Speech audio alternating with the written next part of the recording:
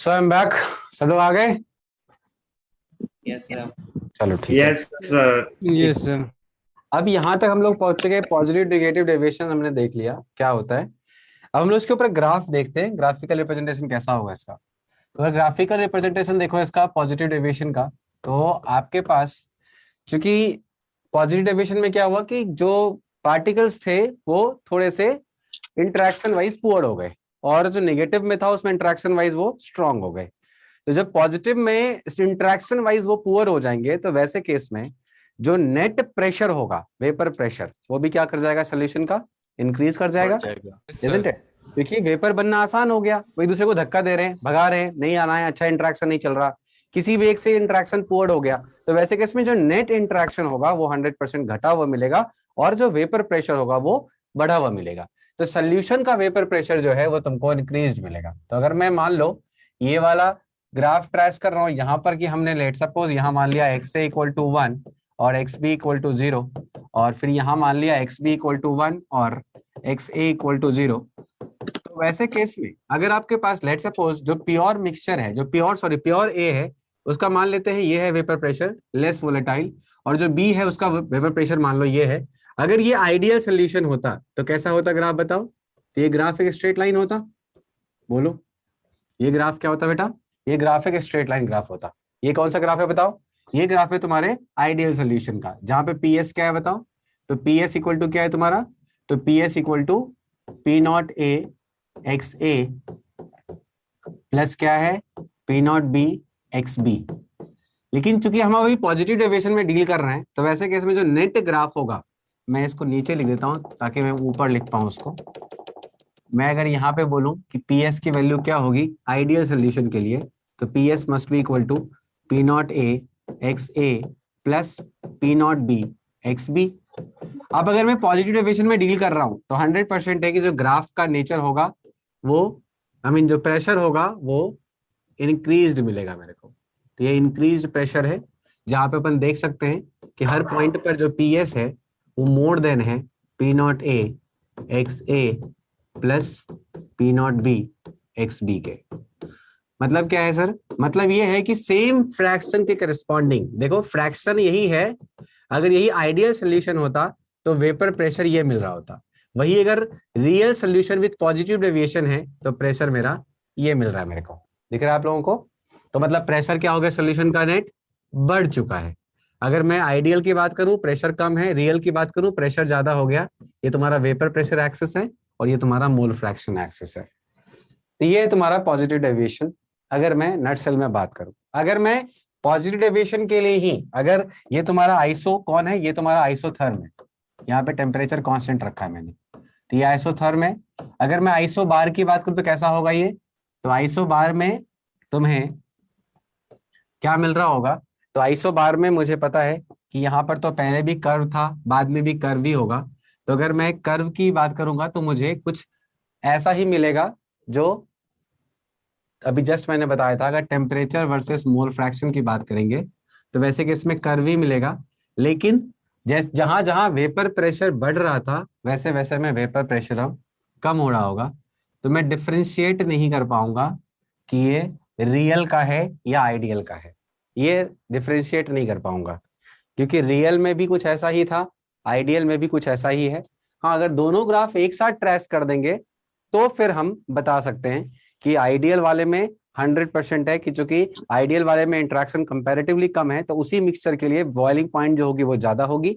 Where as real वाले में चूंकि इंटरेक्शन और कम हो चुका है तो इस कारण से बॉइलिंग पॉइंट जो है वो और घट रही होगी। तो अगर इसी के ऊपर एक और लाइन ट्रेस कर दे, ऐसा ही कर्व वाला ही, तो मैं बोलूंगा ये आइडियल के लिए है, और जो नीचे है उसके वो रियल के लिए है। क्योंकि रियल में क्या हो रहा है, रियल में पॉजिटिव डेविएशन है, वेपर प्रेशर बढ़ गया है, इंटरेक्शन घटा हुआ है, तो बॉइलिंग पॉइंट भी घटी भी रहेगी। तो ये तुम्हारा हो गया रियल के लिए। ये है तुम्हारा P इक्वल्स टू कांस्टेंट। अब देखेंगे बेटा इसी के अंदर, सुनना ध्यान से,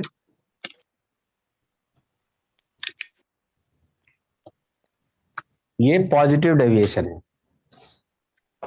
अब अगर हम लिक्विड लाइन और वेपर लाइन को मिक्स कर दें, अगर हम लिक्विड लाइन और वेपर लाइन को मिक्स कर दें, जो अभी तक हम कर रहे थे। तो क्या होगा देखना ध्यान से। अगर हम यहाँ पर प्रेशर एक्सिस रख रहे हैं, यहाँ पर अगर हम तुम्हारा मोल फ्रैक्शन एक्सिस रख रहे हैं, और यहाँ पर हमने एक्स ए ले लिया 1, वाई ए ले लिया 1, यहाँ पर एक्स बी ले लिया 1 एंड वाई बी ले लिया 1। तो वैसे केस में मुझे पता है दो लाइंस यहाँ पे बनेंगी, राइट। तो दो लाइन जब बनी थी तो आपको याद होगा जो लिक्विड लाइन थी वो स्ट्रेट आई थी और जो वेपर लाइन थी वो नीचे आई थी। कुछ याद है सबको? जो लिक्विड लाइन थी वो स्ट्रेट आई थी और जो वेपर लाइन थी वो कर्व आई थी नीचे, याद है? अभी जब इसको ड्रॉ किया था। लेकिन अभी क्या हो रहा है, हम पॉजिटिव डेविएशन में डील कर रहे हैं। तो वैसे केस में क्या करेंगे, तो वैसे केस में जो मेरा वेपर लाइन है वो भी एक कर्व है, जो लिक्विड लाइन है वो भी एक कर्व है, और एक तुमको अभी यहाँ पर कुछ ऐसा दिख रहा है, जो यहाँ पे तुमको दिख रहा है, ऐसे करके एक कट करते हैं। ये जो पर्टिकुलर पॉइंट है, इस पर्टिकुलर कंपोजिशन के अंदर अपन देख सकते हैं कि हम लिक्विड और वेपर को सेपरेट नहीं कर सकते। At a particular composition we can't separate liquid and vapor, and this particular composition is known as what? Azeotropic mixture। हम यहाँ पर लिक्विड और वेपर को सेपरेट नहीं कर पाएंगे, क्योंकि हमें लिक्विड लाइन वेपर लाइन के साथ क्या मिल रही है, इंटरसेक्टेड मिल रही है। तो हम यहाँ पर चाह के भी जो अपना वो डिस्टिलेशन मेथड था जिसके थ्रू हम लिक्विड वेपर अलग अलग कर रहे थे, वो नहीं मिल पाएगा, क्योंकि हमारे पास अगला लिक्विड लाइन है ही नहीं। जो है वही है वेपर, वही है लिक्विड। तो ये पर्टिकुलर कंपोजिशन जहां पे तुमको कुछ ऐसे पॉइंट्स मिल रहे होंगे जहां पे दोनों के दोनों लाइन एक दूसरे को, मतलब किसी पर्टिकुलर कंपोजिशन पे एक दूसरे के साथ मिल रहे होंगे, इसी पर्टिकुलर मिक्सचर को हम लोग बोलते हैं एजियोट्रॉपिक मिक्सचर। अब इसके ऊपर अपन बात करेंगे कुछ समय के बाद, लेकिन अभी समझ लो बस ये एजियोट्रॉपिक मिक्सचर है। ये एजियोट्रॉपिक मिक्सचर है। इस पर्टिकुलर पॉइंट पे अपन देख सकते हैं जो वेपर प्रेशर है वो दोनों के वेपर प्रेशर से क्या है, ज्यादा है। आप देखोगे इस पर्टिकुलर पॉइंट पे जो वेपर प्रेशर ऑफ सोल्यूशन है, इस एजियोट्रॉपिक मिक्सचर का जो सोल्यूशन का जो वेपर प्रेशर है वो इसके वेपर प्रेशर से ज्यादा है और प्योर बी के भी वेपर प्रेशर से ज्यादा है। तो एजियोट्रॉपिक मिक्सचर में हमेशा जो वेपर प्रेशर ऑफ सोल्यूशन होता है वो दोनों के इंडिविजुअल वेपर प्रेशर से भी क्या होता है, हायर होता है। और ऐसे पर्टिकुलर पॉइंट पे क्या होता है कि हमारा वेपर प्रेशर सबसे ज्यादा होता है, इसलिए बॉइलिंग पॉइंट सबसे कम होती है। तो अगर मैं इसी का क्या ड्रॉ करूं, अगर मैं इसी का आइसोथर्म ड्रॉ करूं, जिस चीज का मैंने जिस चीज का मैं आइसोथर्म ड्रॉ किया, अगर मैं उसी का आइसो बार ड्रॉ करूं तो मुझे कुछ ऐसा मिलेगा कि ये टेम्परेचर एक्सेस है, ये मोल फ्रैक्शन सिमिलर फैशन में। और अपन यहां से स्टार्ट करेंगे। यहां से स्टार्ट करने के बाद हमें पता है कि जिस पॉइंट पर, जिस कंपोजिशन पे मुझे हाईएस्ट वेपर प्रेशर मिला है, उसी कंपोजिशन पे मुझे लिस्ट बॉइलिंग पॉइंट मिलेगा। क्योंकि आपको पता होगा जहां पर वेपर प्रेशर हायर होता है वहां पे बॉइलिंग पॉइंट लेस होता है। तो अपन ये वाला जो पॉइंट है इसी को हम लोग बोलते हैं एजियोट्रॉपिक मिक्सचर। ये वाले फ्रैक्शन के रिस्पॉन्डिंग, ये फ्रैक्शन और ये फ्रैक्शन सेम ही है, सेम ग्राफ है। बस अंतर क्या है, ये आइसो बार है तो इसलिए नीचे की तरफ आ गया, वो आइसोथर्म है तो वो ऊपर की तरफ आ गया। क्योंकि हाई प्रेशर पे लिक्विड मिलता है, लो टेम्परेचर पे लिक्विड मिलता है। तो ये तुम्हारा नीचे वाला लाइन जो है ये लिक्विड लाइन है, ऊपर वाला लाइन वेपर लाइन है। सिमिलरली यहाँ पर ये वाला लाइन लिक्विड लाइन है और नीचे वाला लाइन वेपर लाइन है।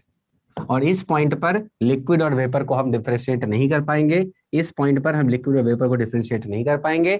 इस पॉइंट पर मिनिमम बॉइलिंग पॉइंट मिल रहा है जो इसके भी बॉइलिंग पॉइंट से कम है और इसके भी बॉइलिंग पॉइंट से कम है। अगर मैं इसको टी नॉट ए लिखूं, इसको मैं टी नॉट बी लिखूं, तो जो एजियोट्रॉपिक मिक्सचर का बॉइलिंग पॉइंट होता है ये हमेशा दोनों के बॉइलिंग पॉइंट से, प्योर लिक्विड ए और बी के बॉइलिंग पॉइंट से हमेशा कम होता है। तो ये टी नॉट एजियोट्रॉपिक लिख रहा हूं, ये boiling point of azeotropic mixture है। तो इस कारण से हम लोग पॉजिटिव डेविएशन में मिनिमम बॉइलिंग एजियोट्रॉप बोलते हैं। हम पॉजिटिव डेविएशन को मिनिमम बॉइलिंग एजियोट्रॉप के नाम से भी जानते हैं। मतलब पॉजिटिव डेविएशन में ही हम मिनिमम बॉइलिंग एजियोट्रॉप बना सकते हैं और नेगेटिव डेविएशन में हम मैक्सिमम बॉइलिंग एजियोट्रॉप बनाते हैं, क्योंकि नेगेटिव डेविएशन में इंटरेक्शन बढ़ जाता है तो बॉइलिंग पॉइंट नेट मिक्सचर की जो एजियोट्रॉपिक मिक्सचर होती है उसकी बहुत हाई हो जाती है। तो इस कारण से वहां पर ग्राफ एकदम इसके उल्टा बनेगा, ऊपर की तरफ बनता है। जैसे कॉपी करो, वो वाला पहले बनाते हैं। ये 4 ग्राफ इंपॉर्टेंट। तीसरा अगर आप समझा दो एक बार। ये वाला सर ऊपर तीसरा, ये वाला यस सर। देखो, ये वाला जो ग्राफ है, इस ग्राफ में पहले जब ये आइडियल सोल्यूशन था, ये ऊपर वाली लाइन क्या आई थी? स्ट्रेट आई थी, याद है? Yes sir. याद है? लेकिन अभी क्या हो गया है, ये पॉजिटिव डेविएशन शो कर रहा है। तो पॉजिटिव डेविएशन में याद करो, अभी जस्ट हमने पीछे बनाया है, देखो यही बनाया है। ये ग्राफ कैसे आ रही है? कब आ रहा है अपवर्ड? आ रहा है ना, ऐसा आ रहा है ना। तो इसीलिए मैंने यही अपवर्ड कर्व ही बनाया, ये वाला, ये अपवर्ड कर्व ही है। ये लाइन को ही मैंने यहाँ बनाया है। और वेपर लाइन तो आपको पता ही है, वेपर लाइन हमेशा कर्व ही होता है। बट क्या देखा गया कि अगर हम पॉजिटिव डेविएशन में जाते हैं तो at a particular composition, at a particular composition, जो लिक्विड लाइन है वो वेपर लाइन को कंप्लीटली क्या करती है? टच कर देती है इन बिटवीन कहीं पर। और वही जो इन बिटवीन पॉइंट देखा गया, उसी को लोगों ने बोला यही तुम्हारा एजियोट्रॉपिक क्या है? मिक्सचर है। और इस पर्टिकुलर मिक्सचर को आप कभी भी सेपरेट नहीं कर सकते बाय द डिस्टिलेशन प्रोसेस। क्योंकि डिस्टिलेशन में क्या था, याद करो, एक बार वेपर लाइन, फिर liquid line, vapour line, liquid line चल रहा था। बट यहाँ क्या करोगे बताओ? आगे बढ़ोगे, कुछ मिलेगा ही नहीं, हवा है, ऊपर भी हवा है कि नहीं? वहां पर अपन लिक्विड वेपर कर रहे थे ना, यहाँ पर अपन वो काम नहीं कर सकते। इस पॉइंट के बाद वो काम नहीं कर सकते अपन, क्योंकि ये पॉइंट पहले वाले केस में यहाँ पे मिला करता था, लेकिन पॉजिटिव डेविएशन में ये पॉइंट यहाँ पे मिल गया। तो इसीलिए अब फर्दर आप इसको डिस्टिल नहीं कर सकते। और ये वाला जो पॉइंट है, इसमें मिक्सचर बना हुआ है, ऐसा नहीं कि ए अकेला और बी अकेला है, कुछ ना कुछ ए भी है, कुछ ना कुछ बी भी है। तो इसलिए इस मिक्सचर का ही स्पेशल नाम दिया गया, क्या बोला गया उसको? Azeotropic mixture. और चूंकि यहाँ पर वेपर प्रेशर मैक्सिमम है तो बॉइलिंग पॉइंट मिनिमम होगी, और इसलिए इसको कहा गया मिनिमम बॉइलिंग एजियोट्रॉप। तो अगर कभी भी कोई पूछता है कि इस चार प्रोसेस का, मीन चार कॉम्बिनेशन दे रखे तुम्हारे एग्जाम में, और चारों में से बोलता है कि कौन ऐसा कॉम्बिनेशन है जो जो मिनिमम बॉइलिंग एजियोट्रॉप बना सकता है, तो वो कॉम्बिनेशन उठाओगे जो पॉजिटिव डेविएशन शो कर सकता है।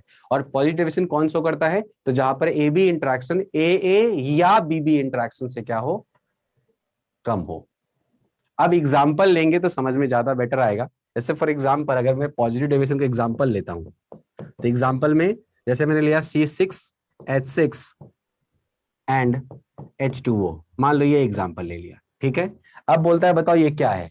ये पॉजिटिव डेविएशन है या निगेटिव है या फिर ये रियल सोल्यूशन है?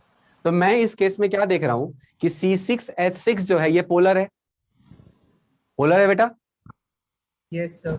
हट, yes sir. Sir C6H2O non, ये नॉन पोलर है, ये नॉन पोलर है। और ये क्या है? ये पोलर है। वाटर तो पोलर सॉल्वेंट होता है। Yes sir. यस अच्छा, यस सर। अब ये पोलर है, सॉरी ये नॉन पोलर है। अगर ये नॉन पोलर है तो बताओ इसका इंट्रैक्शन क्या होगा? बहुत पुअर होगा।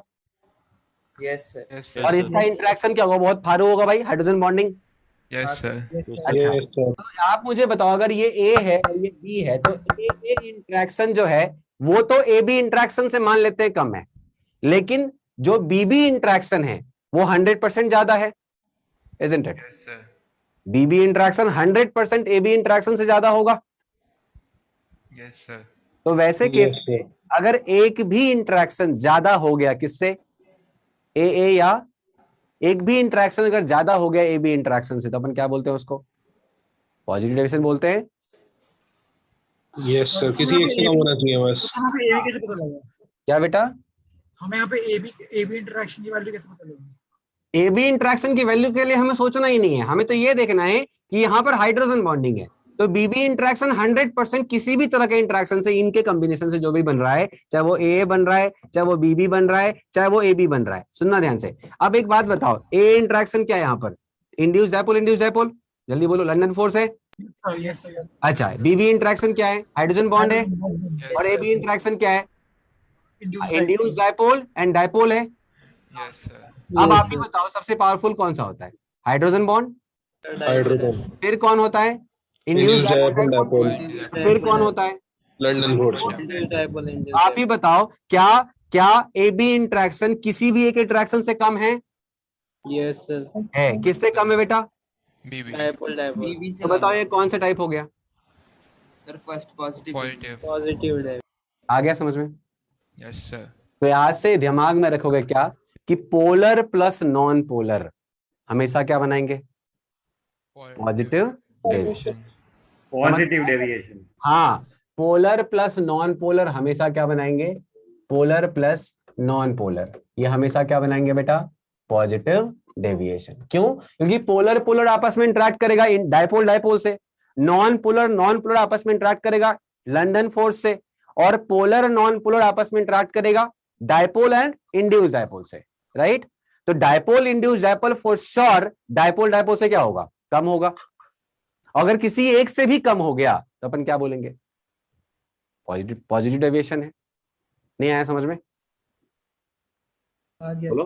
आ गया सर। बोले ना, तो अपन क्या बोलेंगे? C6H6 प्लस H2O, ये तुम्हारा वन ऑफ द एग्जाम्पल है। अच्छा मान लो ये एग्जाम्पल अगर, तो क्या करोगे? अगला एग्जाम्पल दे रहा हूं मैं। मान ले लिया मैंने CH4 प्लस H2O, क्या करो सर? CH4 प्लस C2H5OH, बताओ ये क्या है आपस में? ये क्या है? इसमें भी हाइड्रोजन बॉन्ड है पर थोड़ा वीक है। सर हाइड्रोजन बॉन्डिंग और नॉन-पोलर है ना? तो ये क्या हो गया बताओ? ये क्या हो गया? Positive positive positive deviation. Deviation. आ गया समझ में? Yes. Cl4 प्लस H2O क्या होगा? सर नॉन पोलर के बीच में वैंडरवॉल फोर्स है। नो, हाँ वेंडरवॉल है। नहीं, वेंडरवॉल तो सब हैं, डायपोल Yes. डायपोल भी वेंडरवॉल ही है। नॉन पोलर के बीच में लंदन फोर्स है, London force of dispersion. Yes ठीक है। अच्छा, अगर मान लो एग्जाम में आ गया CCl4, CCl4 समझते हो क्या होता है? Yes, sir. Carbon tetrachloride, non polar हो गया। नॉन-पोलर। Yes, sir. अच्छा, CCl4 प्लस एसीटोन Positive. है ना? एसीटोन तो क्या हो गया? पोलर हो गया, नेगेटिव Sir. होगा, Positive होगा ना? पॉजिटिव होगा। CCl4 प्लस एसीटोन, एसीटोन क्या हो गया? पोलर हो गया। Yes, CCl4 sir. क्या है? नॉन पोलर है। Non-polar. Polar plus non polar क्या होगा? Positive deviation. Positive reduction. आ गया समझ में? Yes, sir. अच्छा, अब हम बात करते हैं, अब हम बात करते हैं निगेटिव डेविएशन की, ग्राफ की। निगेटिव डेविएशन कैसा बनेगा? तो अगर मैं सेम ऐसा ही लेके चलूं, चारों ग्राफ ड्रॉ करूंगा, तो ये तुम्हारा हो गया आइडियल का, ये मान लो तुम्हारा आइडियल का है। तो निगेटिव कैसा होगा बेटा? नीचे की तरफ बोलो, ये होगा निगेटिव। ये होगा ना निगेटिव? Yes, sir. अगर ये तुम्हारा आइडियल है तो ये निगेटिव नहीं होगा। PS की वैल्यू Yes. क्या होगी यहाँ पर? Less than P0A XA plus P0B XB। हर कंपोजिशन के रिस्पॉन्डिंग, मान लो ये कंपोजिशन उठाया मैंने, तो इस कंपोजिशन के रिस्पॉन्डिंग देखो, यहाँ पर जो प्रेशर मिला वो ये मिला, और यहाँ जो प्रेशर मिला वो ये मिला। कौन ज्यादा प्रेशर है? ये वाला, ऊपर वाला या नीचे वाला? 1 नंबर या 2 नंबर, कौन ज्यादा प्रेशर है? 1 नंबर ज्यादा प्रेशर है, बिकॉज ऑफ वो आइडियल था। और ये निगेटिव वाला क्या हो गया? निगेटिव वाले का प्रेशर घट गया, वेपर प्रेशर घट गया। क्यों वेपर प्रेशर घट गया? वेपर प्रेशर इसलिए घट गया बिकॉज ऑफ अंडर में इंटरेक्शन बढ़ गया। इंटरेक्शन बढ़ने से वेपर बनने दे ही नहीं रहा। अगर वेपर बनने नहीं देगा तो बताओ वेपर प्रेशर आएगा ज्यादा? Yes, sir. वेपर प्रेशर नहीं आएगा ना, नहीं No, आएगा, sir. sir. इसलिए प्रेशर घट गया। अच्छा एक बात बताओ बच्चा, अगला ग्राफ बना रहा हूं मैं, ये तो कौन सा ग्राफ है बताओ? आइसोथर्म है, आइसोबार है? ये क्या आइसोथर्म है, आइसोबार है? Third. आइसोथर्म। आइसोथर्म है। अच्छा, ये आइसोथर्म है। XA equal to 0, XB equal to 1। चलो, ये तुम्हारा आइसोथर्म है, ये तुम्हारा आइसोथर्म है। अगर मैं इसका आइसोबार बनाऊं तो कैसा बनेगा? कैसा बनेगा ये? वो नीचे जाता है। यहाँ देखो, यहाँ कैसा था? ऐसा था। तो यहाँ क्या बनेगा? उल्टा बनेगा जिसका राइज होगा। ऐसा होगा। जिसका वेपर प्रेशर कम, जिसका वेपर प्रेशर कम, उसका बॉइलिंग पॉइंट ज्यादा होगा। बोलो। Yes sir. Yes sir. तो ग्राफ कैसा जाएगा? बस ऐसा आएगा। ये कौन सा एक्सिस है? टेम्परेचर। ये कौन सा है? XA equal to 1, XB equal to 0, XA equal to 0, XB equal to 1। यहाँ पर ये क्या डिफाइन है? T0A। ये क्या डिफाइन है? T0B होगा। Yes, sir. ये तो बेटा देखो, मैंने आपको बताया तो था ना कि टेम्परेचर में ग्राफ हमेशा कर्व होता है। अब देखो, अगर मैं इसी कंपोजिशन पे, मान लो ये कंपोजिशन पहला, इस कंपोजिशन की बात कर रहे हैं, अगर इस कंपोजिशन पे निगेटिव डेविएशन हुआ तो वेपर प्रेशर घट गया। अगर वेपर प्रेशर घट जाएगा तो उसी का बॉइलिंग पॉइंट क्या होगा बताओ? ये बढ़ जाएगा, इंक्रीज हो जाएगा। बढ़ गया। इसलिए जब यहाँ नीचे आया, प्रेशर एक्सिस में नीचे आया, तो टेम्परेचर एक्सिस में ऊपर चला गया। ठीक है सर। हर पॉइंट जो है ना इस पर्टिकुलर ग्राफ के ऊपर, हर पॉइंट उस पर्टिकुलर मिक्सचर का बॉइलिंग पॉइंट डिफाइन कर रहा है। बात समझ में आ रही है? कॉलिगेटिव प्रॉपर्टी से लिंकेज है ना? ये कॉलिगेटिव प्रॉपर्टी से लिंक नहीं है ना। कॉलिगेटिव प्रॉपर्टी तो बस तुम आइडियल सॉल्यूशंस के अंदर ही करते हो ना। जैसे वेपर प्रेशर घट गया तो फिर बॉइलिंग पॉइंट बढ़ गया वो तो थोड़ा बहुत। वो तो लॉजिकल है, वो तो ऐसा ही लॉजिक वहां भी फॉलो करते हैं। ठीक है, यस। सेम लॉजिक फॉलो करते हैं, बिकॉज वहां पे हम लोग क्या मिलाते हैं, नॉन वोलेटाइल सल्यूट मिलाते हैं, राइट। चलिए, अब यहाँ पर तीसरा ग्राफ तुम लोग खुद से बताओगे। अगर मैं यहाँ पर तीसरा ग्राफ ड्रॉ कर रहा हूँ लिक्विड एंड वेपर लाइन दोनों को दिमाग में रखते हुए, तो मुझे बताओगे कि लिक्विड और वेपर लाइन को दिमाग में रखते हुए ग्राफ कैसा बनाना चाहिए।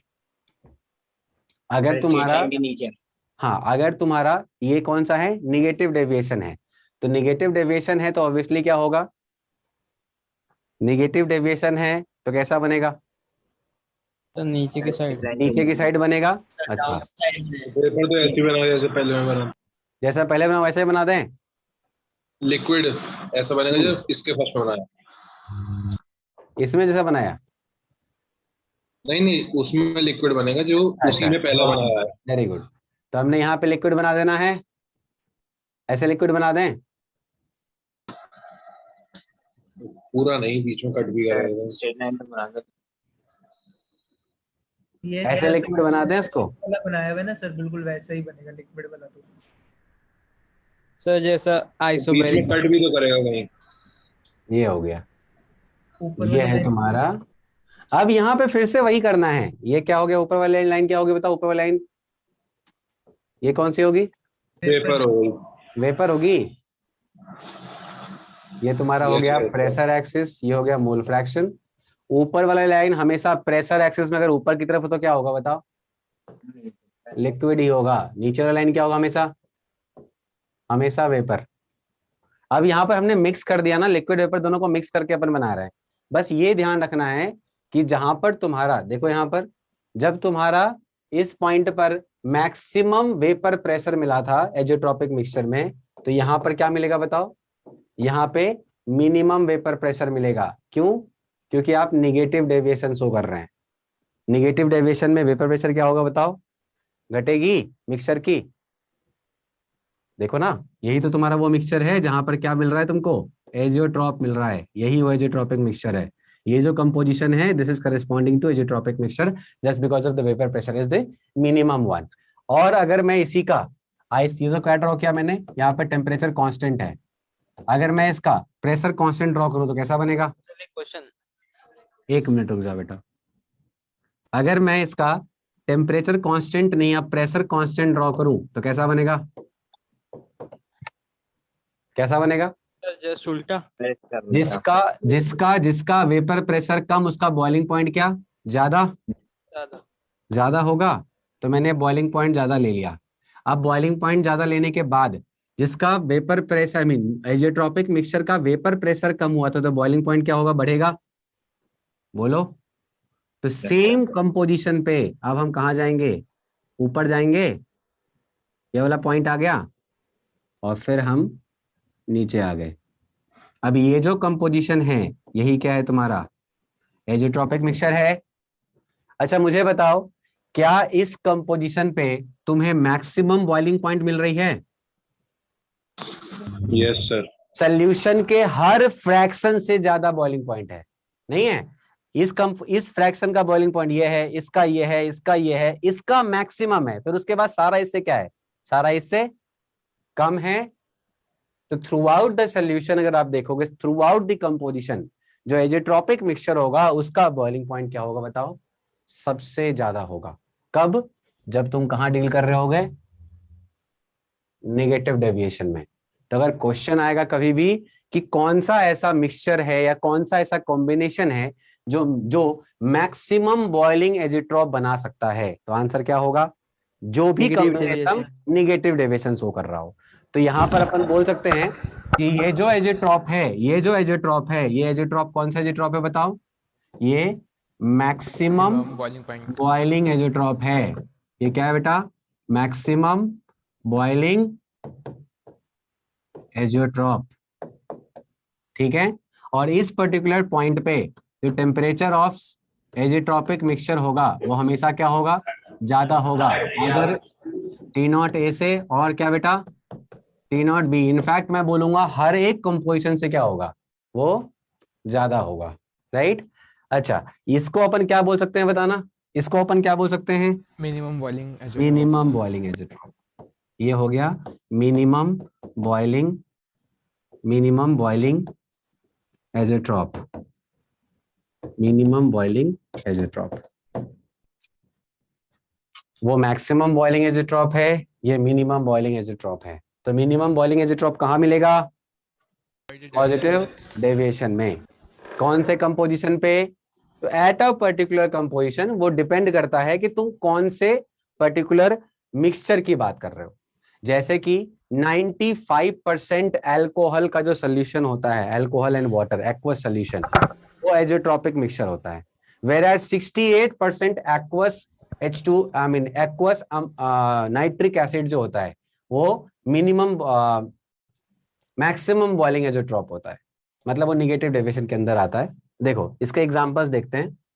इसका एग्जांपल अगर देखें तो इसके एग्जांपल में सबसे इंपॉर्टेंट है strong acid plus water H2O, ये बहुत इंपॉर्टेंट है। उसके बाद यहां पर बोला गया था कि दो किसी जो AB का इंटरेक्शन होगा वो हमेशा AA एंड BB दोनों से क्या होना चाहिए, ज्यादा होना चाहिए। तो अगर मान लो मैंने एग्जांपल लिया CHCl3 plus acetone, CHCl3 plus क्या बेटा, एसीटोन, तो वैसे केस में याद रखना CHCl3 पोलर है, CH3CO CH3 भी क्या है, पोलर है, ये भी पोलर, ये भी पोलर। तो यहां पर लगेगा डायपोल डायपोल, यहां भी लगेगा डायपोल डायपोल, लेकिन इन दोनों के बीच में हाइड्रोजन बॉन्डिंग होती है। जस्ट बिकॉज ऑफ 3 क्लोरीन के कारण कार्बन का जो डेल्टा पॉजिटिव है वो बहुत बढ़ जाता है, और जिस कारण से ये ऑक्सीजन के साथ बॉन्डिंग करने के लिए एलिजिबल हो जाता है, हाइड्रोजन बॉन्डिंग। तो इसीलिए यहां पर स्ट्रेंथ हाइड्रोजन बॉन्डिंग के इक्वल दिख रहा होता है। तो इनके बीच में आपस में हाइड्रोजन बॉन्डिंग लग रहा होता है, वेयर एज इसके अपने में डायपोल डायपोल, इसके अपने में डायपोल डायपोल। तो obviously hydrogen bonding is always better than what, dipole dipole, isn't it. Yes, sir. तो इसीलिए डायपोल डायपोल दोनों से बेटर हाइड्रोजन बॉन्ड है, तो ये नेगेटिव डेविएशन शो करता है। और ये वाला बहुत ही फेमस है। जैसे फॉर एग्जांपल मैंने लिया HNO3 प्लस वाटर, बताओ ये कौन सा डेविएशन है, नेगेटिव। मैंने लिया Negative. HCl प्लस वाटर, ये भी क्या है, नेगेटिव। मैंने लिया H2SO4 प्लस वाटर, ये भी क्या है, सब नेगेटिव है। और याद रखना जो एजियोट्रॉपिक मिक्सचर मैक्सिमम बॉइलिंग वाले होते हैं वो नेगेटिव डेविएशन शो करते हैं। और उसका बहुत ही फेमस एग्जांपल है 68% aqueous ammonia solution, aqueous nitric acid solution. 68% nitric acid solution जो होता है ये बहुत ही फेमस एजियोट्रॉपिक मिक्सचर है। और सिमिलर फैशन में अगर मैं 95% अगर मैं एक्वस C2H5 सोल्यूशन लूं, C2H5OH सोल्यूशन लूं, C2H5 मतलब इथाइल अल्कोहल सोल्यूशन 95%, तो ये भी बहुत अच्छा क्या है, एजियोट्रॉपिक, ये भी एजियोट्रॉपिक मिक्सचर की तरह बिहेव करता है। अब एक बात बताओ, अगर ये एजियोट्रॉपिक मिक्सचर है तो एजियोट्रॉपिक मिक्सचर के बारे में थोड़ा और बात जान ही लेते हैं, क्या आखिर एजियोट्रॉपिक मिक्सचर होता क्या है, कैसे बनता है, तो उसके बारे में समझेंगे। पहले इसको कॉपी कर लो। ये दो फेमस जो 68% था वो भी एक्वस था ना, जो 68%। एक्वस। सर हाँ सर ग्राफ बनाया सर, ये मतलब इस साइड से छोटा ग्राफ उस साइड बड़ा, इसका कोई मतलब अलग से? कौन सा छोटा कौन सा बड़ा, ये वाला, क्योंकि ये पहले ही अटेन कर ले रहा है ना, इसी पर्टिकुलर फ्रैक्शन पे ये अटेन कर ले रहा है। जरूरी नहीं है कि यहीं पे खत्म करो, हम यहाँ पे खत्म कर सकते हैं। अगर हमने यहाँ से उठाया होता तो यहाँ खत्म कर देते। अच्छा सर, ओके ठीक है। इसका वेपर प्रेशर कम है ना बेटा, जैसे जैसे आप आगे जाओगे इसका फ्रैक्शन बढ़ रहा है, बी का फ्रैक्शन बढ़ रहा है, तो बी के जब फ्रैक्शन बढ़ेंगे तो वेपर प्रेशर भी क्या होगा उस हिसाब से, हायर साइड में जा रहा होगा। सर बढ़ना शुरू कर। हाँ। एक फ्रैक्शन तक ना ये रिपेल कर रहे होते हैं, वेपर प्रेशर घट रहा होता है, अट्रैक्ट कर रहे होते हैं, वेपर प्रेशर घट रहा होता है, फिर उसके बाद बी डोमिनेटिंग हो जाता है। तो बी जब डोमिनेटिंग होगा तो उसके हिसाब से वेपर प्रेशर डिसाइड होने लगता है।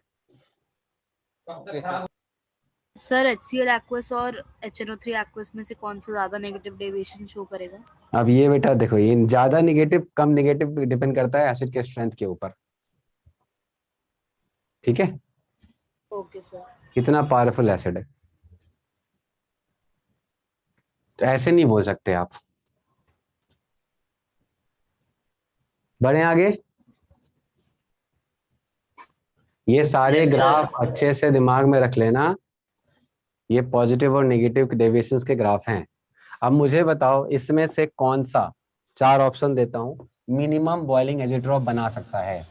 मिनिमम बॉइलिंग एजेट्रॉप इसमें से कौन बना सकता है? अच्छा, सबसे पहले मुझे ये बताओ, ये मिनिमम बॉइलिंग एजेट्रॉप बनाता कौन है? पॉइंट डेविएशन वाला। ठीक है, तो मिनिमम बॉइलिंग एजेट्रॉप इसमें से कौन बना सकता है? और तुम्हारे पास 4 ऑप्शन है, HCl plus H2O, B option है C6H6 plus C6H5CH3, C option है H2O plus CH3OH, and D option है CH3Cl प्लस CH3Br। ये option C. Sir B. BC। B. Sir D option. B लग रहा है। बी।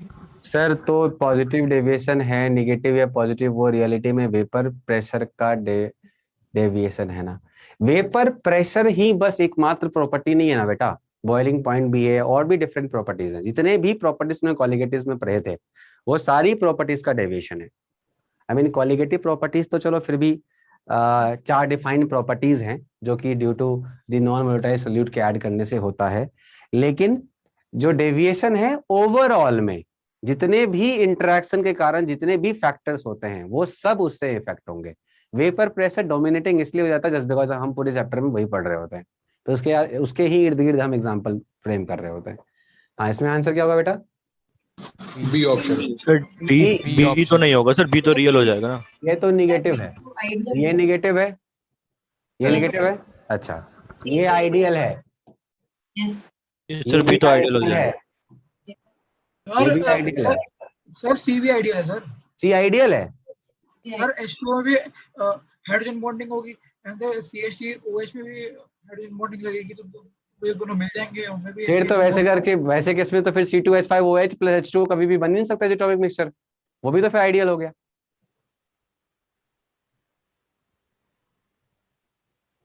भैया तुमको पता है एक बात, H2O का बॉइलिंग पॉइंट 100 है और CH3OH का बॉइलिंग पॉइंट 52 डिग्री सेंटीग्रेड है। सिमिलर कैसे भाई? 52 समझता है, आधा है बॉइलिंग पॉइंट। जब 7 में हाइड्रोजन बॉन्डिंग नहीं लग रही CH3। हाइड्रोजन बॉन्डिंग तो लग रही है बट सेंटर्स कितने हैं? इसमें 4 सेंटर बने हुए हैं, इसमें 4 हाइड्रोजन बॉन्डिंग सेंटर हैं। वाटर है भैया, वाटर।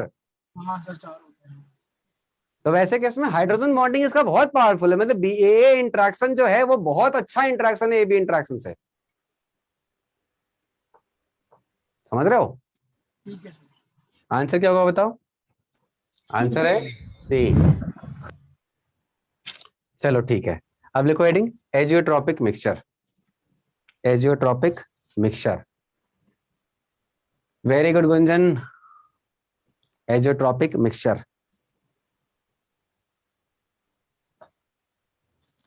एजियोट्रॉपिक मिक्सचर लिखो इसमें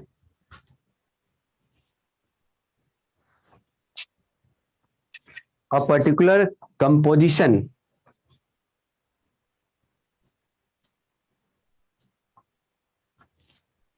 of a binary solution, condition है बाइनरी होना चाहिए, a particular composition of a binary solution having constant boiling point, having constant boiling point having constant boiling point.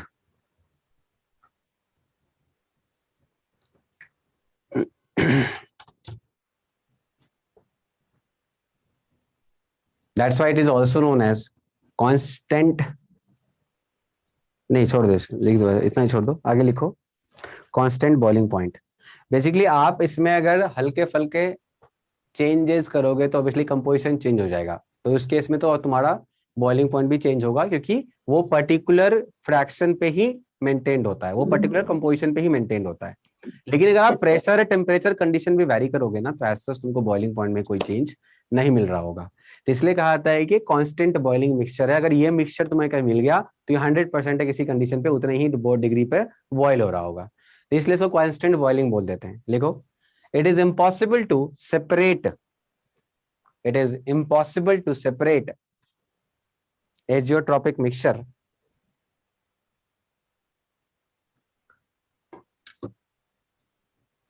by fractional distillation। मतलब यहां पर तुम fractional distillation नहीं कर सकते। लॉजिकल है, कैसे करोगे बताओ? फ्रैक्शनल डिस्टिलेशन याद है कैसे करते थे अपन? ऊपर जाते थे, यहां आते थे, ऊपर जाते थे, यहां आते थे, याद है सबको?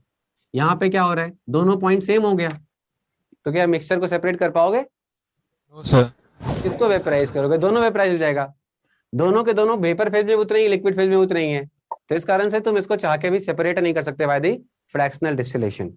आगे लिखो, it is only valid for liquid plus liquid solution.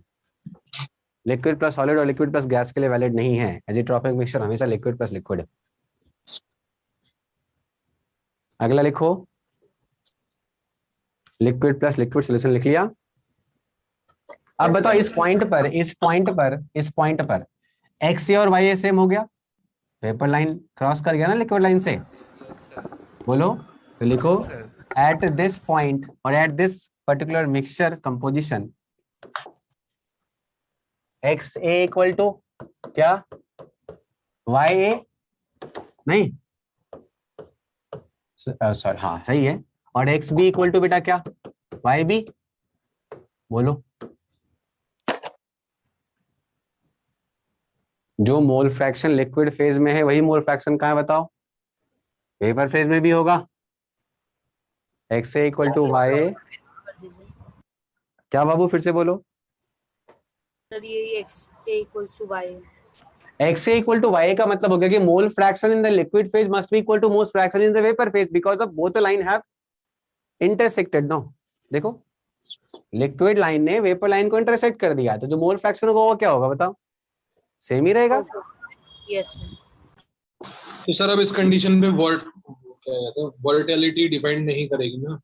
नहीं, वोलेटिलिटी अब दोनों का एक मिक्सचर का वोलेटिलिटी हो गया, वो एक पर्टिकुलर कंपोजिशन का।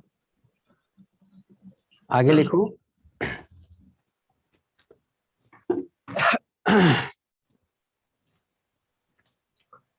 in case of positive deviation, in case of positive deviation,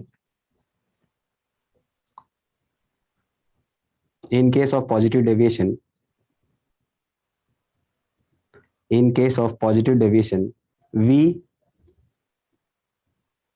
in case of positive deviation, we can form कौन सा डॉप बॉइलिंग मिक्सचर, कौन सा बॉइलिंग एजेट्रॉप, कौन सा वाला? Minimum boiling azeotrope. And the very famous example कौन सा है इसका? कौन सा एग्जांपल है?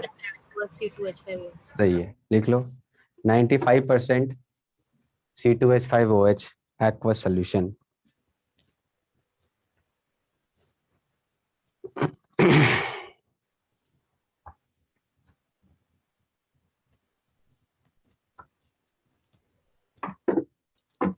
देखो, at this point the vapor pressure, sorry ऐसा लिखो, azeotropic mixture is of two types, minimum boiling and maximum boiling, minimum boiling and maximum boiling, minimum boiling and maximum boiling।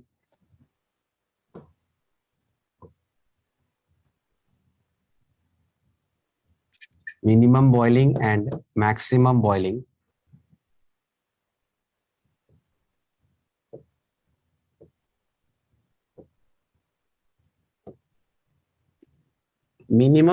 azeotrope always have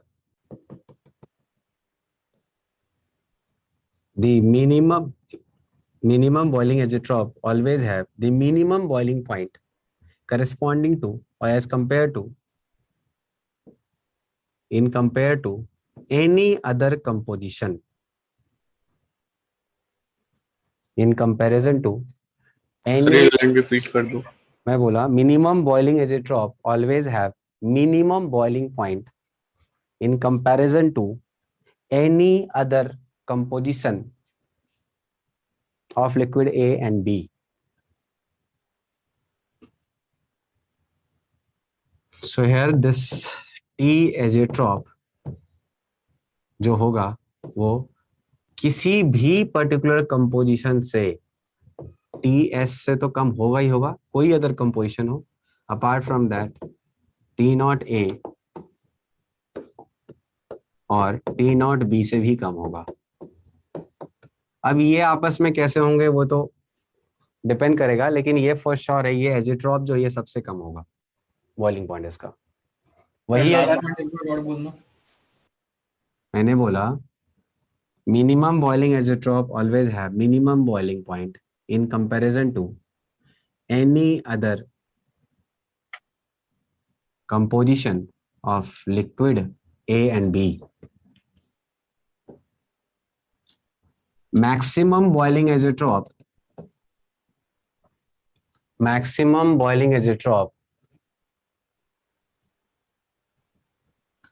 always have maximum boiling point in comparison to any other composition of liquid A and B.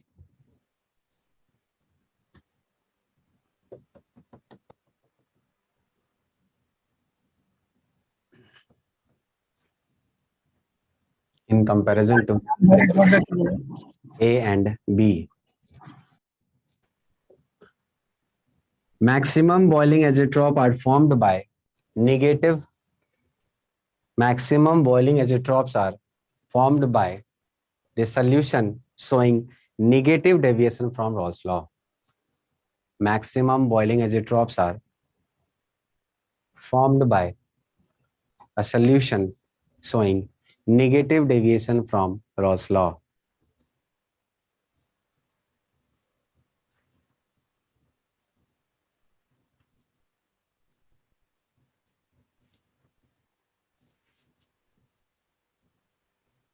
अच्छा, जहां पर minimum boiling point होगा वहां पे vapour pressure क्या होगा? Maximum होगा बेटा, सारे कंपोजिशन से ज्यादा होगा, isn't it? Yes, sir. Yes, sir. और जहां पर मैक्सिमम बॉइलिंग एजेट्रोप होगा वहां पर वेपर प्रेशर क्या होगा? मिनिमम. सारे कंपोजिशन से क्या होगा? वो कम होएगा. कम वेपर प्रेशर मिनिमम होगा. राइट. तो अगर इसी एक्सिस को मैं ऊपर ले जाऊं, आई मीन इसी को ऐसे कर दूं और यहाँ पर मैंने अब ये प्रेशर ले लिया, mole fraction as it is लेते हैं, तो यही चीज कैसा बन जाएगा? जो ऊपर से यहाँ गया है वही चीज क्या होगा? जो यहाँ से ऊपर गया है वही चीज अब ऊपर से नीचे आएगा. तो सेम कंपोजिशन यही है, बोलो. तो सेम कंपोजिशन पे मेरे को क्या मिल रहा होगा बताओ? ये मिल रहा होगा? नहीं, देखो नहीं. Yes sir. तो ये ओवरऑल क्या हो गया? ये ओवरऑल क्या हो गया बेटा?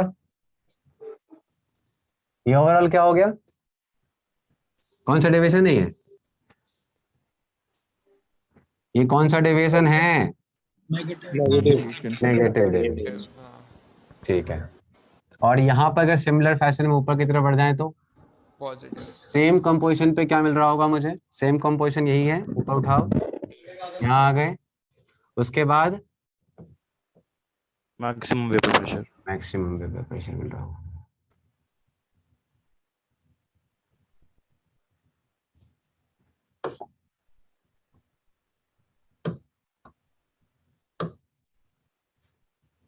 ठीक है, ये मैक्सिमम. ये ओवरऑल क्या दिखा रहा है? ये ओवरऑल क्या दिखा रही है वाला? Positive deviation. पॉजिटिव। डेविएशन।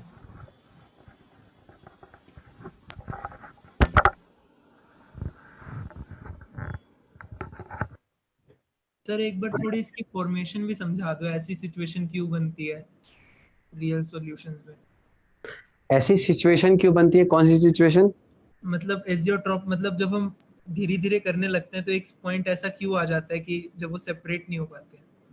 देखो, एक ऐसा पॉइंट हम इसलिए ले आते हैं पर्टिकुलरली जब अपन, देखो स्लोली क्या हो रहा है कि मिक्सचर में या तो नॉन वोलेटाइल बढ़ रहा है, या तो मोर वोलेटाइल बढ़ रहा है, या तो लेस वोलेटाइल बढ़ रहा है, राइट? ये तो चल रहा है।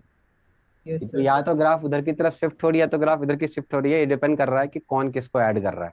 अपन देखो यहाँ पर क्या होता है ना, अपन स्टार्ट वहां से करें या यहाँ से करें, एक ही चीज है, कुछ अलग अलग नहीं है। बिकॉज ऑफ ये एक्सेस एंड ही नहीं हो रहा, कुछ खत्म हो रहा है तो कुछ बढ़ रहा है ना? तो वैसे केस में आप इधर से लेके जाओ, उधर से लेके जाओ, बात एक ही है। आप चाहो तो इसी ग्राफ को उल्टा इन्वर्टेड भी बना सकते हो, लेकिन नेचर चेंज मत करना, बस नेचर ऐसा ही रहेगा। इन्वर्टेड भी बन सकता है, कोई प्रॉब्लम नहीं है। अब तुमने किस में क्या डाला उसके ऊपर डिपेंड करेगा कहां पर पिक आने वाला है। तुमने लेस वोलेटाइल में मोर वोलेटाइल डाला, या मोर वोलेटाइल में लेस वोलेटाइल को अपन स्लोली इंक्रीज करते हुए देख रहे हैं, राइट? फ्रैक्शन वाइज डालने की जरूरत नहीं है, एज सच डालने की जरूरत नहीं है। कुछ ऐसा है जो बहुत एक्सेस में था तो निकालते जाओ, वो भी तो कर सकते हैं अपन। फ्रैक्शन बढ़ाना है तो फ्रैक्शन बढ़ाने का मतलब अमाउंट बढ़ाना नहीं होता, फ्रैक्शन बढ़ाने का मतलब होता है परसेंटेज बढ़ाना। तो अगर परसेंटेज किसी चीज का बढ़ा रहे हो, तो अगर वो मोर वोलेटाइल है तो ऑब्वियस सी बात है कि उसकी वोलेटिलिटी एक पर्टिकुलर कंपोजिशन पे जाने के बाद, जब वो दोनों एक पर्टिकुलर कंपोजिशन पे गए, जैसे 95% मैंने लिया क्या, C2H5H2O सोल्यूशन, राइट? तो वैसे केस में ये एग्जांपल के साथ समझना आसान होगा। अगर हमने C2H5 यहाँ पे है ना, ये वाला है, अगर हम C2H5OH सोल्यूशन ले रहे हैं H2O के साथ, 95% की बात चल रही है, तो 95% का मतलब क्या वो पता है? 95% तुम्हारा कौन है यहाँ पर? C2H5OH। C2H5OH है, और H2O कितना है? Rest of 5%। ठीक है, तो वैसे केस में क्या हुआ कि अब इसका बॉइलिंग पॉइंट था 78 के आसपास, और दूसरे का बॉइलिंग पॉइंट कितना है? 100 के आसपास। C2H5 जो होता है वो 78 होता है, और वाटर कितना होता है? 100 होता है। तो अब ऐसा पॉइंट आया जहां पर कि हम डिफरेंशिएट नहीं कर पा रहे, कि अब ये वाटर है, ये वाला जो पर्टिकुलर कंपोजिशन है इसमें वेपर बना हुआ है या लिक्विड बना हुआ है। तो जब ए बी के पास गया, तो स्टार्टिंग में क्या था कि डोमिनेटिंग कौन है यहाँ पर? डोमिनेटिंग यहाँ पर ए है। अगर वाटर मान लो ए है और बी तुम्हारा कौन है? नहीं, अगर वाटर तुम्हारा ए है तो डोमिनेटिंग कौन है? बी डोमिनेटिंग है, 95% अल्कोहल है। तो अगर बी डोमिनेटिंग है तो बी का इंटरेक्शन अभी कम है, करेक्ट? और बी डोमिनेटिंग भी है, वेयरएज ए का इंटरेक्शन ज्यादा है, वो डोमिनेटिंग भी नहीं है। लेकिन जब आपने स्लोली वाटर डालना शुरू कर दिया, वाटर डालना शुरू करोगे तो क्या होगा कि बॉइलिंग पॉइंट स्लोली रेज होना शुरू हो जाएगा, और आपको एक लिक्विड सॉल्यूशन मिल रहा होगा। जब तक आप इसमें पर्टिकुलर वाटर डाल रहे हो, एक पर्टिकुलर पॉइंट तक क्या कर रहा होगा, यहां पर जो बीबी का इंटरेक्शन है, चूंकि अमाउंट वाइज बहुत ज्यादा है, तो ए डोमिनेटिंग नहीं हो रहा, और इनफैक्ट ए बी भी डोमिनेटिंग नहीं, बिकॉज ऑफ बीबी का इंटरेक्शन काफी अच्छा है। लेकिन एक पर्टिकुलर पॉइंट के बाद क्या हुआ ना, 5% के बाद क्या हुआ कि वाटर जब मान लो 6% हो गया इसके अंदर, तो क्या देख रहा है वो कि अब ए जो है वो बी से इंटरेक्ट करना चाह रहा है। अभी क्या था कि ए अपने में बहुत खुश है बिकॉज 5% है, 95% का ये भी अपने आप में ठीक ठाक है। जैसे हमने 6% डाला वाटर का, तो अब वाटर जो है इसके साथ इन्वॉल्व होना चाह रहा है। किसके साथ? इस पर्टिकुलर C2H5OH के साथ। और जब ये इन्वॉल्वमेंट शुरू होगा तो स्लोली ये क्या करेगा, ये अब डिफरेंस बनाना शुरू कर देगा कि भाई अब बॉईल करने के लिए एक पर्टिकुलर टेम्परेचर तुम्हें देनी पड़ेगी, और वो पर्टिकुलर टेम्परेचर जो है वो वेपर फेज के लिए भी इतना आसान नहीं है कि तुरंत से बॉईल हो जाएगा, बिकॉज ऑफ ऑब्वियसली वोलेटाइल बहुत ज्यादा नहीं है। वाटर लेस वोलेटाइल है, वो स्लोली अंदर जाके लेस वोलेटिलिटी मेंटेन कर रहा है, बढ़ा रहा है उसके अंदर। वेयरएज C2H5OH क्या था? लेस वोलेटाइल था, तो वो पर्टिकुलरली उतना ज्यादा डोमिनेटिंग नहीं था। तो यहाँ पर जो अपन एक सिंपल लाइन लिखे थे ना, AABB वाला, बस वही लाइन को फोकस करते रहना है कि यहाँ पर AB इंटरेक्शन जो है ये किसी भी एक से कम है। तो मैंने लिखा यहाँ पर AA इंटरेक्शन जो है ये ज्यादा है, और मान लेते हैं यहाँ पर जो BB इंटरेक्शन है वो कंपैरेटिवली कम है। तो अगर यहाँ पर वाटर से इंटरेक्शन कम है, ये तब तक कम है जब तक कि क्या है बताओ? जब तक कि तुम्हारा क्या है? कब तक कम है? जब तक कि A और B आपस में इंटरेक्ट नहीं कर रहे। Yes sir. है कि नहीं? जैसे ए और बी इंटरेक्ट करना शुरू कर देंगे तो वैसे केस में ये बी भी इंटरेक्शन से बढ़ना शुरू हो जाएंगे, although A B interaction, A interaction अभी भी कम है, वाटर का इंटरेक्शन कंपैरेटिवली ज्यादा होता है। तो अब अपन जैसे जैसे परसेंटेज बढ़ाएंगे वैसे वैसे हमें जो वोलेटिलिटी होती है सिस्टम की वो स्लोली डाउन होनी शुरू हो जाएगी। और जब वोलेटिलिटी डाउन होनी शुरू हो जाएगी वाटर के परसेंटेज बढ़ाने से, तो अपन क्या देखेंगे कि हमें अब वेपर लाइन अलग दिख रहा होगा, लिक्विड लाइन अलग दिख रहा होगा। एक पर्टिकुलर टेम्परेचर पे ही कोई भी चीज मेंटेन हो रही होगी, अलग अलग इसलिए हुआ क्योंकि वाटर अब डोमिनेट कर रहा है। इधर की तरफ जा रहे हो तो वाटर डोमिनेट कर रहा है, तो वाटर जब डोमिनेट करेगा तो बाइफर्केशन करेगा। 78% था इस कार, सॉरी 78 है, बहुत ज्यादा डिफरेंस नहीं है, इसलिए 95% पे मेंटेन कर रहा है वो। वेरेज अमोनिया में तुम देखोगे डिफरेंस बहुत ज्यादा है, अमोनिया का वाटर से बॉइलिंग पॉइंट का डिफरेंस जो होगा वो बहुत ज्यादा होगा। इस कारण से वहां पर जो है 68% में जाके हुआ, जस्ट बिकॉज ऑफ हमें और फर्दर उसमें वाटर डालना पड़ा, तब जाके वो एक पर्टिकुलर पॉइंट मेंटेन हुआ जहां पे अपन डिफरेंशिएट नहीं कर पा रहे। ऑलमोस्ट इंटरेक्शन क्या है, सिमिलर सिमिलर सा दिख रहा है, चाहे अमोनिया वाटर का लो, चाहे वाटर अमोनिया का लो, सॉरी वाटर नाइट्रिक का लो, चाहे नाइट्रिक वाटर का लो, या वाटर वाटर का लो, या नाइट्रिक नाइट्रिक का लो, तब जाके 68 पे मिला, जस्ट बिकॉज ऑफ डिफरेंस काफी ज्यादा है। यहाँ पे डिफरेंस बहुत ज्यादा नहीं है, 68, 78 और 100 का डिफरेंस बहुत नहीं होता, लगभग 22 डिग्री का डिफरेंस है। तो हमें water line, I mean liquid line और वेपर लाइन को डिफरेंशिएट करने के लिए क्या करना पड़ा, परसेंटेज बढ़ाना पड़ा। ये डिफरेंशिएशन बेसिकली ना जब तुम ज्यादा इनटू होगे ना टॉपिक में, वेपर लाइन लिक्विड लाइन हमेशा अलग अलग तभी होगी जब तुम्हारे दोनों के बीच का डिफरेंस, वोलेटिलिटी का डिफरेंस बहुत हाई होगा, और वो परसेंटेज पे डिपेंड करेगा। परसेंटेज अगर ज्यादा है तो समझ जाना कि दोनों की वोलेटिलिटी, आई मीन दोनों का बॉइलिंग पॉइंट का डिफरेंस काफी ज्यादा रहा होगा। अगर परसेंटेज कम है तो समझ जाना बॉइलिंग पॉइंट का डिफरेंस बहुत कम रहा होगा, इसलिए परसेंटेज बहुत कम में ही काम चल गया। हमारा वो पॉइंट आ गया जहां पे कि हम समझ ही नहीं पा रहे कि वेपर क्या है लिक्विड क्या है, हम दोनों मर्ज कर चुके हैं। ओके सर, ठीक। तो ये पर्टिकुलर टॉपिक जो है ना एजियोट्रॉपिक मिक्सचर, ये थोड़ा सा डाइसी है, समझ में थोड़ा कम आता है, लेकिन हमें एग्जामिनेशन पॉइंट ऑफ व्यू से ये देखना है। और ऐसे भी देखो 95% हो या 68% हो, दिमाग में रख के जाना पड़ेगा। आप एग्जाम हॉल में वहां पर नहीं कर पाओगे ये सब चीजें। आप एग्जाम हॉल में इतना समझ लेना कि ये वाला ग्राफ है, इससे करस्पॉन्डिंग हमें मिनिमम बॉइलिंग मिल रहा है just because of temperature low जा रहा है, और ये मिनिमम इसलिए मिल रहा है क्योंकि हमें पता है इंटरेक्शन यहाँ पर काफी अच्छा है, इंटरेक्शन काफी अच्छा है। तो ऑब्वियसली बॉइलिंग पॉइंट क्या होगा, इंटरेक्शन काफी अच्छा है तो बॉइलिंग पॉइंट क्या होगा, नहीं इंटरेक्शन काफी पुअर है, काफी पुअर है, कम होगा, काफी पुअर है। तो इतना दिमाग में रखना है बेटा, अगर वहां पे सोचने लगोगे तो फिर नहीं होगा, फिर क्वेश्चन नहीं बनेंगे। सर 95% पर एग्जैक्टली एजियोट्रोपिक मिक्सचर बन चुका है, मतलब बन चुका है, हाँ। ओके। अब अगर हम थोड़ा भी आगे पीछे करेंगे तो एजियोट्रोपिक नहीं, फिर वाटर लाइन अलग हो जाएगा, आई मीन लिक्विड लाइन अलग हो जाएगा और वेपर लाइन अलग हो जाएगा। आपको एक पर्टिकुलर टेम्परेचर देना पड़ेगा उसको, या तो वेपर से लिक्विड बनाने में या लिक्विड से वेपर बनाने में, बट यहाँ पर तुम्हें दोनों चीजें सिमिलर दिख रही होंगी, वही वेपर वही लिक्विड। तो ऐसा होगा यार, एक तरह से ना वो ऐसा होगा, मतलब एक ऐसा फेज होगा जहां पे कि तुमको दोनों चीजें इक्विलिब्रियम से दिख रही होंगी। दोनों चीजें जो है ना, वेपर भी और लिक्विड भी जो है ना, एक इक्विलिब्रियम से दिख रहा होगा, जस्ट बिकॉज ऑफ एक पर्टिकुलर फ्रैक्शन में वो इंटरेक्शन मेंटेन्ड है, जो कंसंट्रेशन कांस्टेंट हो जाएगी, मतलब कंसंट्रेशन कांस्टेंट रखना पड़ेगा। अच्छा, अगर आपने वेरी किया तब तो मिक्सचर रहा ही नहीं ना। Yes sir. अगर आपने इसको वेरी कर दिया फिर तो एजियोट्रोपिक मिक्सचर है ही नहीं, फिर तो अलग अलग लाइन होगी। मान लो तुमने यहां से यहां कर दिया तो देखो इसका लिक्विड लाइन अलग है, वेपर लाइन अलग है, नहीं है? यस सर है। तो इसीलिए कंसंट्रेशन तो फिक्स करना पड़ेगा, नहीं करोगे तो कैसे होगा? सर ये सारे ग्राफ हमने उस ये मान के बनाए हैं कि बी जो है वो ज्यादा वोलेटाइल है। बी ज्यादा वोलेटाइल, हाँ ये मैंने मान के बनाया, तुम उल्टा भी मान सकते हो।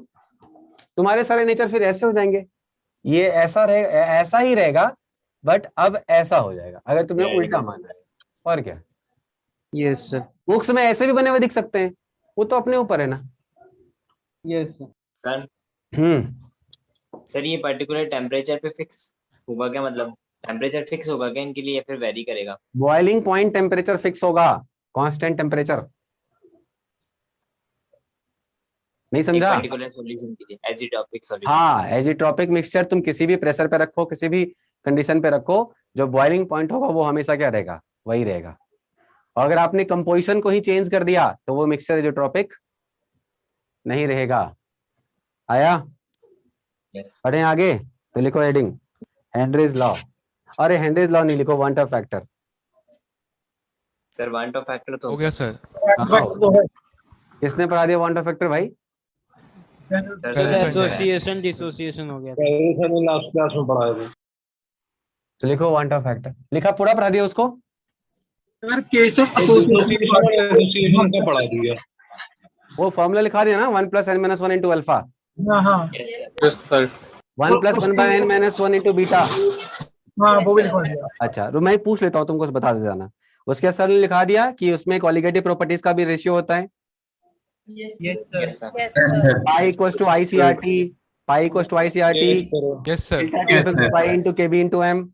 सब करा दिया वो सब? यस ठीक है ठीक है ठीक है। और मॉलिक्यूलर मास में रिलेशन बता दिया उसके अंदर, I = नहीं सर वो नहीं बताया। नहीं सर नहीं बताया। मॉलिक्यूलर मास का नहीं बताया। अरे तो आंसर आंसर जो क्वालिटेटिव प्रॉपर्टी में जो आई मल्टीप्लाई करता है वो भी मैंने ओरली बताया था, मतलब मैंने लिखा कोई बात नहीं कोई बात नहीं। कोई यहाँ पे देखो, मान लो तुमने बोला कि चलो पाई से ही समझते हैं, पाई इक्वल टू ICRT होता है, राइट? ये लिखा होगा सर ने। तो यहाँ पर ये जो पाई है ये क्या है तुम्हारा? ये ऑब्जर्व्ड वाला है, ये ऑब्जर्व्ड वाला है। ICRT मल्टीप्लाई कर दिया ना, और ये CRT क्या थ्योरेटिकल है? बोलो। Yes sir. तो I इक्वल टू क्या आ गया? पाई/CRT आ गया। तो मतलब क्या हो गया? मतलब ये हो गया कि I इक्वल टू हो गया, ये पाई क्या तुम्हारा ऑब्जर्व था, ये CRT क्या थ्योरेटिकल? बोलो। Yes sir. Yes sir. Observed bye theoretical. Sir theoretical वो होता है तो कैलकुलेट करते हैं। हाँ हाँ, जो हम कैलकुलेट करते हैं बिना आई कंसिडर किए हुए। ठीक है। अब हमें पता है कि कॉलिगेटिव प्रॉपर्टी जो होती है वो डायरेक्टली किसके प्रोपोर्शनल होती है? किसके प्रोपोर्शनल होती है बेटा? Number of solute number of solute particle, या मैं बोल सकता हूँ कॉन्सेंट्रेशन। जैसे जैसे बढ़ेगा वैसे बढ़ेगा। बोलो। यस अच्छा, कॉलिगेटिव प्रॉपर्टी जो होती है वो डायरेक्टली प्रोपोर्शनल किसके हो गई? तो weight by molecular mass, mole. Yes sir. अच्छा, कॉन्सेंट्रेशन का मतलब हर जगह मोलालिटी तो होता ही है ना बेटा। तो ये weight of non volatile solute divide by molecular mass of non volatile solute, यही होता है बेटा। तो मैं ऐसा लिख सकता हूँ कि कॉलिगेटिव प्रॉपर्टी जो है वो इनवर्सली प्रोपोर्शनल किसके बताओ? मॉलिक्यूलर मास के। आराम से सकता हूँ। तो वैसे केस में मैं बोल सकता हूँ कि यहाँ पे ऑब्जर्व्ड कॉलिगेटिव प्रॉपर्टी, तो ऑब्जर्व्ड कॉलिगेटिव प्रॉपर्टी यहाँ पे थ्योरेटिकल कॉलिगेटिव प्रॉपर्टी, तो उल्टा हो जाएगा कि थ्योरेटिकल मॉलिक्यूलर मास है ना, थ्योरेटिकल क्या? मॉलिक्यूलर मास डिवाइड बाय क्या? ऑब्जर्व्ड। हो गया। या कैलकुलेटेड बोल सकते हो, नहीं या तो कैलकुलेटेड बोल सकते हो ना। हाँ सर कहीं कहीं पे एक्सपेरिमेंटल दिया होता है तो वो भी ऑब्जर्व भी होगा ना। वही वही सेम। ठीक है सर, लेकिन कंसंट्रेशन के डायरेक्टली प्रोपोर्शनल करना गलत नहीं होगा, क्योंकि मैं नंबर ऑफ लाइक सॉल्यूट को कांस्टेंट रख के उसका सॉल्वेंट का मास अगर चेंज कर दूं तो फिर भी कंसंट्रेशन चेंज होगा, लेकिन जो सीपी है वो चेंज होगा ही नहीं। जरूरी नहीं है ना सर, कंडीशन तो कुछ भी लगा सकते हैं। अगर मान लो ऐसा कंडीशन है जहां वेरी हो रहा है तो फिर ये लगा लेंगे। एग्जाम में डायरेक्ट क्वेश्चन आएगा ना, बताएगा वो कैलकुलेटेड मॉलिक्यूलर मास ये था, तो बताओ ऑब्जर्व क्या होगा अगर आएगी। आपने लिखा ना कि जो कॉलिगेटिव प्रॉपर्टी होती है that is directly proportional to concentration, पर मैं ये कह रहा हूँ कि कंसंट्रेशन तो सॉल्वेंट के मास का भी वेरी कर सकती है ना, तो फिर कंसंट्रेशन करना गलत नहीं होगा, क्योंकि मैं सॉल्वेंट का मास वेरी कर सकता हूँ keeping the number of solvent. Concentration के हमेशा डायरेक्टली प्रोपोर्शनल कॉलिगेटिव प्रॉपर्टी, याद रखना इसको, गलत करके आप सॉल्वेंट का मास चेंज करा तो सर इसको ऐसे भी बोल सकते हैं ना कि कॉलिगेटिव प्रॉपर्टी प्रोपोर्शनल होती है मोल्स के, और मोल्स प्रोपोर्शनल होते हैं 1 बाय मॉलिक्यूलर मास के। अरे बेटा तो तुम लोग इतना काहे दिमाग लगाते हो जी, सिंपल है यार सबके सब। चाहे वो तुम्हारा पहला है कौन सा, relative loading in vapour pressure, right, RLVP है ना। ये किसके प्रोपोर्शनल बताओ? मोल फ्रैक्शन ऑफ सॉल्यूट ए, ये होता है ना। दूसरा क्या होता है? डेल्टा TF, ये किसके प्रोपोर्शनल है? मोलालिटी। डेल्टा TV किसके प्रोपोर्शनल है? मोलालिटी। I किसके प्रोपोर्शनल है? C। अब ये सब क्या है? कॉन्सेंट्रेशन टर्म ही तो है। Yes sir. Yes sir. इसलिए लिख दिया डायरेक्टली प्रोपोर्शनल। क्या दिक्कत है? No sir. नो सर, कोई दिक्कत बढ़ो आगे, इतना छोटा छोटा दिमाग सर लगा। इसमें बस एक चीज पूछनी है, पूछो। पीरियोडिक मॉलिक्यूलर मास जो हमारे पास आया, जो हम वो केमिकल इक्विलिब्रियम में पढ़ते हैं, हम्म, वो D माइनस D का रिलेशन वही वाला है ना? Correct correct correct. Yes, सही। ऐसे तुम वही एक तरीका नहीं है, और भी तरीके हो सकते हैं निकालने के। नहीं सर, मैं ये कहने का मतलब था वो सेम जो मॉलिक्यूलर मास वो वहां आता है, वो हम इसको यहाँ भी पुट कर सकते हैं। ये आराम से यूज कर सकते हैं। Yes. चलो अब यहाँ देखो बेटा, अरे सुनो यहाँ पर। हाँ, सर वहां पे तो गैसियस के साथ में डील करते थे ना कहाँ पर? सर? वहां पे जो एन होता था वो गैस प्रोडक्ट साइड के gaseous divided by reactant side के वो होता था ना। Yes. तो यहाँ पे यस सर। हम्म। अरे तो ये बोल रहा है कि वहां पर भी तरीका तो वैसा ही कुछ होता था ना, बस गैस वाला चीज यहाँ नहीं लगा सकते। Obviously this is only valid for what? Liquid solution. तो वो यूज नहीं कर सकते है ना? मैंने क्या बोला बेटा, वो तरीका अगर पीवी को एनआरटी से उठा के लाएंगे तो ऑब्वियसली नहीं यूज कर सकते, बट यहाँ भी थ्योरेटिकल मास निकालने का तरीका होता है। और तरीका जो होता है वो ऐसे ही अपन डिराइव करते हैं। वहां भी क्या डिराइव भी तो किया था, क्या किया था तुमने? सिंपल, वहां पर तुमने मास को कांस्टेंट रख के डिराइव किया हुआ है। और क्या किया हुआ है? मास को कांस्टेंट कर दिया। डिफ्यूजन इफ्यूजन का केस में तुमने डिराइव किया था ना वहां पे थ्योरेटिकल वाला। गैस स्टेट की बात कर रहे हो ना? No sir. कौन सी बात कर रहा है फिर? Sir chemical equilibrium. Chemical equilibrium के अंदर भी आप जब किए थे तो वहां भी क्या किया था आपने? मास ही तो कांस्टेंट रखा था। सर वहां पे तो हमने वेपर डेंसिटी से किया था। वेपर डेंसिटी को क्या किया था तुमने? मास से ही कंसीडर, मास को कांस्टेंट किया था। Mass after dissociation and mass before dissociation was constant, यही तो किया था। और फिर मास को तुमने क्या किया था? मोल इनटू मोलर मास से मल्टीप्लाई कर दिया था। मास होता ही क्या है? मास कंजर्व रखा था, उससे रिलेशन आया था अल्फा और वही बीटा तो में। वही हुआ था ना। तुमने क्या किया था? तुमने ये किया था कि मास कंजर्व होता है, यही तो किया था तुमने। After dissociation also mass conserved, after association also mass conserve. तो mass initial was equal to what? Mass final. ये तो किया तुम लोगों ने। और क्या किया था वहां पर? इसी में फर्दर सॉल्व किया था इसको। और मास इनिशियल क्या था? जो भी इनिशियल नंबर ऑफ मोल थे इनटू उसमें मोलिकुलर मास से मल्टीप्लाई कर दिया था, जो टूट रहा था इनिशियली। और फाइनल में क्या किया था तुमने? तो फाइनल में जो फाइनल तुम्हारे मोल आए थे जोड़दार के, जितने भी टूट टूट के बने थे, और उसमें तुमने मल्टीप्लाई कर दिया था molecular mass of mixture, because of gases mixture बन चुका था ये तो किया था तुमने। फिर यहीं से तुमने इसको वेपर प्रेशर में कन्वर्ट कर दिया था, बिकॉज ऑफ हमें पता है वेपर डेंसिटी में कन्वर्ट कर दिया था, क्योंकि हमें पता है कि वेपर डेंसिटी क्या होता है? Molecular mass. वेपर डेंसिटी क्या होता है? मोलिकुलर मास डिवाइड बाय 2, है ना? बस, तो वही तो यहाँ पुट कर दिया था। और क्या किया था?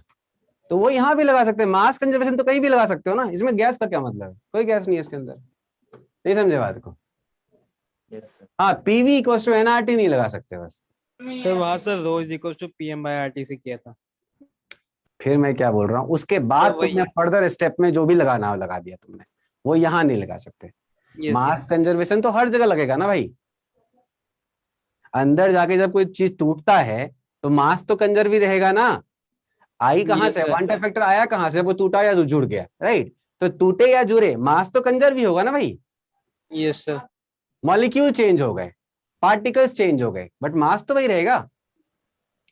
Yes sir. तो फिर हाँ, ये Agra centre yellow T shirt, Agra centre yellow T shirt,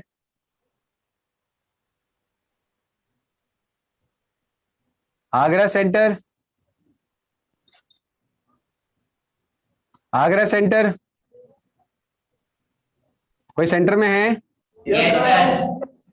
नहीं, सेंटर पे कोई है तुम्हारे? Yes yes. बुलाना सामने उनको। Yes sir. मैम क्या कर रहा है बच्चा आगे सामने येलो टी शर्ट? सर आपस में डिस्कस कर रहे हैं, ये बोल रहे हैं कि क्या कहते हैं अभी वाला टॉपिक समझ नहीं पाए तो अपना आपस में डिस्कस कर रहे थे।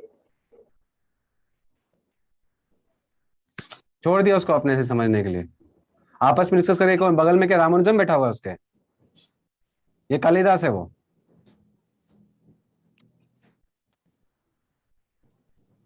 सामने जो बैठा है वो कौन है? रामानुजम या कालिदास? कौन है वो? यार भट्ट है कुछ नहीं है कुछ। या एवोगैड्रो खुद ही आ गए नीचे? सॉरी। क्या डिस्कस कर रहा है उससे?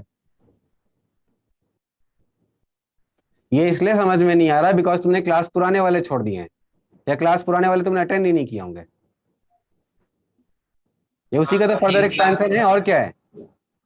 हाँ सर, एक क्लास मिस हो गई थी। हाँ तो फिर सर वो स्कूल के टाइम पे रखी थी क्लास। बाकी बच्चों को समझ में आ रहा है सब? हाँ सर। Yes sir. ये टॉपिक मैं बीच से स्टार्ट किया, मुझे नहीं आइडिया तुमने पहले क्या क्या कर रखा है उधर, लेकिन मुझे बोला गया 4 चीजें छुट्टी हुई, इसलिए 4 चीजें मैं करा रहा हूँ। और तुम्हें दिख भी रहा होगा बहुत सारी चीजें ऐसी है जहां पर बिल्कुल मैंने नया नया ही बताया हुआ है, पता नहीं हो सकता है वो सर बाद में बताने वाले होंगे, बट मुझे लग रहा है उसके बिना हम पढ़ा नहीं सकते इसको। अब जैसे मैंने तुमको बोला आइसोट्रोपिक मिक्सचर में यहाँ पर ये पॉइंट आ गया, तो समझ में आया ना कि क्यों नहीं कर सकते इसको डिस्टिलेट। ये समझ में आया डिस्टिलेट क्यों नहीं कर सकते? क्योंकि लिक्विड और वेपर दोनों। डिस्टिलेशन का मेन मैकेनिज्म में क्या बोलता था बताओ? कभी वेपर लाइन, कभी लिक्विड लाइन, कभी वेपर लाइन, कभी लिक्विड लाइन, बट यहाँ पे कुछ ऐसा है ही नहीं। तो जब उधर तुम बैठ के तुमको डिस्कस करना, तो उससे पहले तुमने रिकॉर्डिंग क्यों नहीं देखा?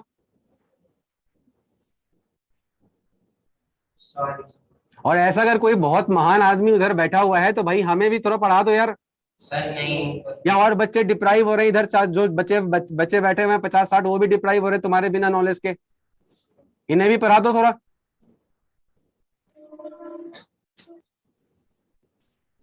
मैं तभी से देख रहा हूं, मैं सोच रहा हूं तो अब बोलूंगा, बट समझ में नहीं आ रहा तुम लोग।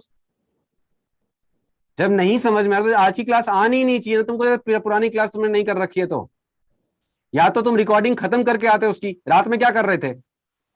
शादी में गए थे किसी की? रात में कुछ था तुम्हारे घर में? रात में खत्म करना था ना उसको।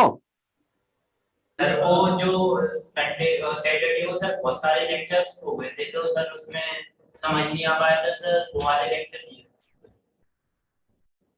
तो सर स्कूल भी होता है तो सर बहुत सारे लेक्चर छूट भी गए थे। ये घंटा फिर बर्बाद कर दिया ना, वो जाके अभी बैठे घर में देखता उसको, क्योंकि उसके बिना ये समझ में नहीं आएगा। पूरा टॉपिक इंटरलिंक है। ये सारी चीजें अभी पहली बार थोड़ी हुई होगी, बहुत पहले भी सर ने बता रखा होगा। ये ग्राफ सब हमने पहली बार, तो मैंने तो इस आइडिया पे ड्रॉ कर रखा है कि तुम्हें ये सब आती है। ये सारे इंफॉर्मेशन, सारे के सारे जो रिलेशन थे वेपर फेज वाले, लिक्विड फेज वाले, सब आता होगा। ये मेरे दिमाग में अंडरस्टूड चल रहा है, तब मैं ऐसे करके तुरंत ड्रॉ कर दे रहा हूं। या फिर ये जो ग्राफ मैंने ड्रॉ कर दिया, मैंने इसलिए ऐसे ड्रॉ कर दिया क्योंकि मुझे पता है ये सारे लेसन पहले हो रखे होंगे। नहीं तो ये ग्राफ ऐसा क्यों बन रहा है, ये कर्व क्यों आया, क्या आया, ये सबके पीछे का लॉजिक है स्टार्टिंग में, बेसिक्स में, जब अपन रॉस लॉ ड्राइव कर रहे होते हैं वेपर फेज और लिक्विड फेज के अंदर।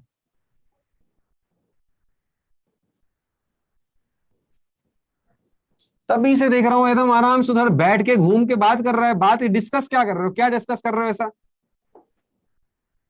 मैम अगर कोई क्लास में से बोल रहा है ना डिस्कस करने वाले हैं, डिस्कस कर रहे हैं, तो उनको बोलो डिस्कस कर लेना क्लास के बाद। जैसे भारत पाकिस्तान की लड़ाई के ऊपर डिस्कशन चल रहा है सर। कर रहे हैं। हाँ सर एक क्वेश्चन भेजा है सर, एक बार प्लीज बता दीजिए। Dimer of acetic acid in liquid benzene is in equilibrium with acetic acid monomer at certain temperature and pressure. If 25% of the dimer molecule are separated out, then क्या होगा? देखो भैया, सबसे पहले तो यहाँ ध्यान रखेंगे अपन कि जब कभी भी डायमर है, एसिटिक एसिड का डायमर है, तो आप ही देखोगे बेंजीन के अंदर एसिटिक एसिड डायमराइज हो जाता है। बिल्कुल बात सही है। अब I इक्वल टू क्या होता है? तो I इक्वल टू होता है तुम्हारा 1 plus, sorry I equal to क्या होता है? 1 minus n minus 1 upon n beta. नहीं 1 plus n minus 1 plus 1 by n minus 1 into beta, right? ये होता है, ये होता है ना बेटा। I इक्वल टू क्या हो जाएगा? 1 plus 1 by n minus 1 into beta. हाँ सर। अच्छा, अब यहाँ पर डायमेराइज होता है तो बीटा की वैल्यू कितनी हो गई? बीटा की वैल्यू क्या हो गई? 1/2 25% दे रही। बीटा की वैल्यू सर एन की टू होगी ना। एन की वैल्यू, बीटा की वैल्यू क्या है? बीटा की वैल्यू क्या हुई? सो 25% दे रखी है। 25% दे रखी है? नहीं दे रखा है। तो 25% क्या था फिर? 25% जो डायमेराइज हो गया उसको निकाल दिया। सर ये ना शायद बाद में जाके कट ही जाता है क्वेश्चन में ना बीटा, तो N ही निकालना पड़ता है। सर इसमें वैसे भी I की वैल्यू बीटा बीटा कटता नहीं है यार, तुम लोग क्या कर रहे हो? बीटा बीटा कटता नहीं है, क्वेश्चन आया था टेस्ट में। बीटा कटता नहीं है। बीटा तब कटेगा ना जब कंपैरिजन देखेंगे। अभी कंपैरिजन क्यों कर रहे हैं भाई? डायमेराइज होने का मतलब होता है 100% डायमेराइज होना। अगर कुछ लिखा नहीं है यहाँ पर, एक्सटेंट ऑफ डायमेराइजेशन क्या मानेंगे अपन? 100% मानेंगे। तो बीटा की वैल्यू क्या लोगे? 1 लेके चलोगे। लेकिन इसमें लिखा है ना मोनोमर के साथ भी इक्विलिब्रियम में है, तो उसको हम 100% कैसे मान सकते हैं? क्या लिखा हुआ है? Dimer acetic acid liquid benzene is equilibrium with acetic acid. Monomer भी है सॉल्यूशन में, तो हम 100% कैसे माने? अच्छा, ये आगे भी लिखा with acetic acid monomer at a certain temperature. With acetic acid monomer मतलब हो गया कि डायमेराइज और मोनोमर दोनों के दोनों आपस में इक्विलिब्रियम में, ठीक है। एंड द प्रेशर, अच्छा प्रेशर भी दे रखा है। If 25% of dimer molecule are separate out. चलो, तो 25% अगर हम बाहर कर देंगे तो इक्विलिब्रियम पे क्या इफेक्ट आएगा? सर सॉल्यूट कम हो गए तो आगे की तरफ भागेगी, बॉइलिंग पॉइंट कम हो जाएगा। आगे की तरफ भागेगी ना बेटा, इक्विलिब्रियम तो है ना। हाँ सर, इक्विलिब्रियम तो क्या हो रहा है ना, ये ऐसा हो रहा है, ये और डायमराइज होंगे। हाँ, ये मोनोमर जो है ये क्या हो रहे हैं? डायमर बन रहा है, ये तो है। ये बेसिकली कुछ ऐसा है, C2CH3 COOH इक्विलिब्रियम क्या बन रहे हैं? ये CH3 COOH और यहाँ पर फिर OH C double bond O और यहाँ पर CH3। ये चल रहा है, यही चल रहा है ना भाई। अब बोल रहा है यहाँ पर तुम्हारा क्या है? ये यही डायमराइजेशन प्रोसेस है, ठीक है। अब ये बोल रहा है और साथ में यहाँ पर बेंजीन का सोल्यूशन है, ले लो बेंजीन का सोल्यूशन। अब यहाँ पर इक्विलिब्रियम का नॉलेज होगा तो बन जाएगा क्वेश्चन। अब बोल रहा है कि सर्टेन टेम्परेचर है, मतलब टेम्परेचर चेंज नहीं किया, मतलब इक्विलिब्रियम शिफ्ट नहीं करेगा। इक्विलिब्रियम शिफ्ट करेगा बट के की वैल्यू चेंज नहीं होगी। प्रेशर भी कांस्टेंट है, ठीक है। If 25% of dimer molecule are separate out, मतलब यहाँ से 25% तुमने बाहर निकाल दिया। तो जब 25% यहाँ से बाहर निकालोगे तो क्या होगा? भागेगी रिएक्शन आगे की तरफ। जब रिएक्शन आगे की तरफ भागेगी और बोल रहा है दोनों के दोनों लिक्विड है, तो फिर रिएक्शन आगे की तरफ भागेगी के की वैल्यू कांस्टेंट को रखते हुए, तो बोलता है freezing point of the solution decrease करेगा। अच्छा एक बात बताओ, अगर सोल्यूशन के अंदर कोई चीज की वैल्यू आई की वैल्यू मोर देन 1 होती है, तो वैसे केस में जो डिप्रेशन होता है वो क्या होता है? ज्यादा होता है, ज्यादा होता है डिप्रेशन, आई के ऊपर डिपेंड करता है, राइट। अच्छा, तो बोलता है कि freezing point of the solution decrease करेगा, average molecular mass of solute, molar mass of solute decrease करेगा, इंक्रीज करेगा सॉरी। उसके बाद बोलता है boiling point of solution increase करेगा और बोलता है molar mass of solute decrease करेगा। तो अगर हमने यहाँ पर इनिशियली मान लेते हैं, हमने यहाँ पर इसका 1 ले लिया, इसका यहाँ पर 0 ले लिया, तो यहाँ से अपन क्या लेके जाएंगे बताओ? 1 माइनस अल्फा लेके जाएंगे, राइट। यहाँ से 1 माइनस अल्फा लेके गए तो यहाँ पे क्या बनेगा? 1 माइनस 2 अल्फा लेंगे, ये लेके चलेंगे। Yes sir. अच्छा, तो यहाँ पर क्या बनेगा बताओ? अच्छा एक काम करते हैं, इनिशियली 2 मोल ही ले लेते हैं, 2 मोल से 2 मोल निकाल लेते हैं। यहाँ पर क्या होगा बताओ? यहाँ पर हो जाएगा, इससे भी सही तरीका क्या होता है? इसको हमेशा 1 में लेके चलो, मतलब इसको उधर ले जाके नीचे डिवाइड कर दो पूरा हाफ हाफ से, तो वो ज्यादा बेटर तरीका होता है सॉल्व करने का। तो मैं यही करता हूँ, मैं इसको 2 नहीं लेता, इसको आधा ले लेता हूँ, तो बेटर बनेगा। अब इसका 1 लो, 1 में से यहाँ से अल्फा लेके जाओ, यहाँ पे क्या बनेगा बताओ? अल्फा बाय 2 बन जाएगा, है ना। अब अपन देखें, अगर 1 minus alpha plus alpha by 2, ये तुम्हारा हो गया।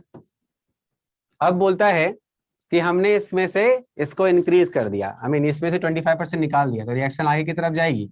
अगर रिएक्शन आगे की तरफ जाएगी तो बताओ अल्फा वैल्यू क्या होगा? इंक्रीज करेगा, यस सर, शुरू करेगा ना तेज।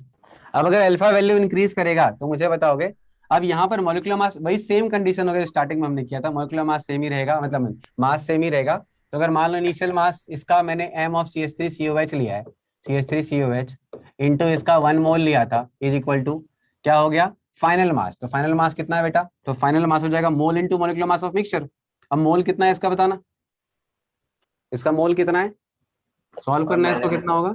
1 माइनस अल्फा बाई 2, तो ये क्या करेंगे 1 माइनस अल्फा बाई 2 इंटू क्या मॉलिक्यूलर मास ऑफ मिक्सचर, नहीं इससे मॉलिक्यूलर मास ऑफ मिक्सचर क्या आ जाएगा, molecular mass of CH3COH into 1 minus alpha by 2, ऊपर लेके जाते हैं तो 2 times of molecular mass of CH3COH divide by 1 minus 2 minus alpha. अब यहां पर बोलता है कि अल्फा की वैल्यू बढ़ा देंगे, अल्फा की वैल्यू बढ़ चुकी है बिकॉज 25% बाहर निकाल दिया तुमने, तो क्या होगा, तो अगर अल्फा वैल्यू बढ़ाएंगे तो obviously molecular mass of mixture क्या होगा बताओ, ये घट रहा होगा या बढ़ रहा होगा, बढ़ रहा होगा, बढ़ रहा होगा, बढ़ रहा होगा, माइनस अल्फा है ना, तो ये बढ़ रहा होगा। अगर ये वैल्यू अगर अपन बढ़ाएंगे, अगर ये वैल्यू अपन बढ़ाएंगे तो ये वाला वैल्यू क्या होगा, ये तो कांस्टेंट रहेगा। दूसरा है बॉइलिंग पॉइंट सॉल्यूशन इंक्रीज करेगा, सॉल्यूशन का boiling point alpha value increase हुआ है तो 1 plus n minus 1, 1 plus 1 by n minus 1, 1 plus 1 by n minus 1 into beta, beta value increase किया है तो आई वैल्यू क्या होगी,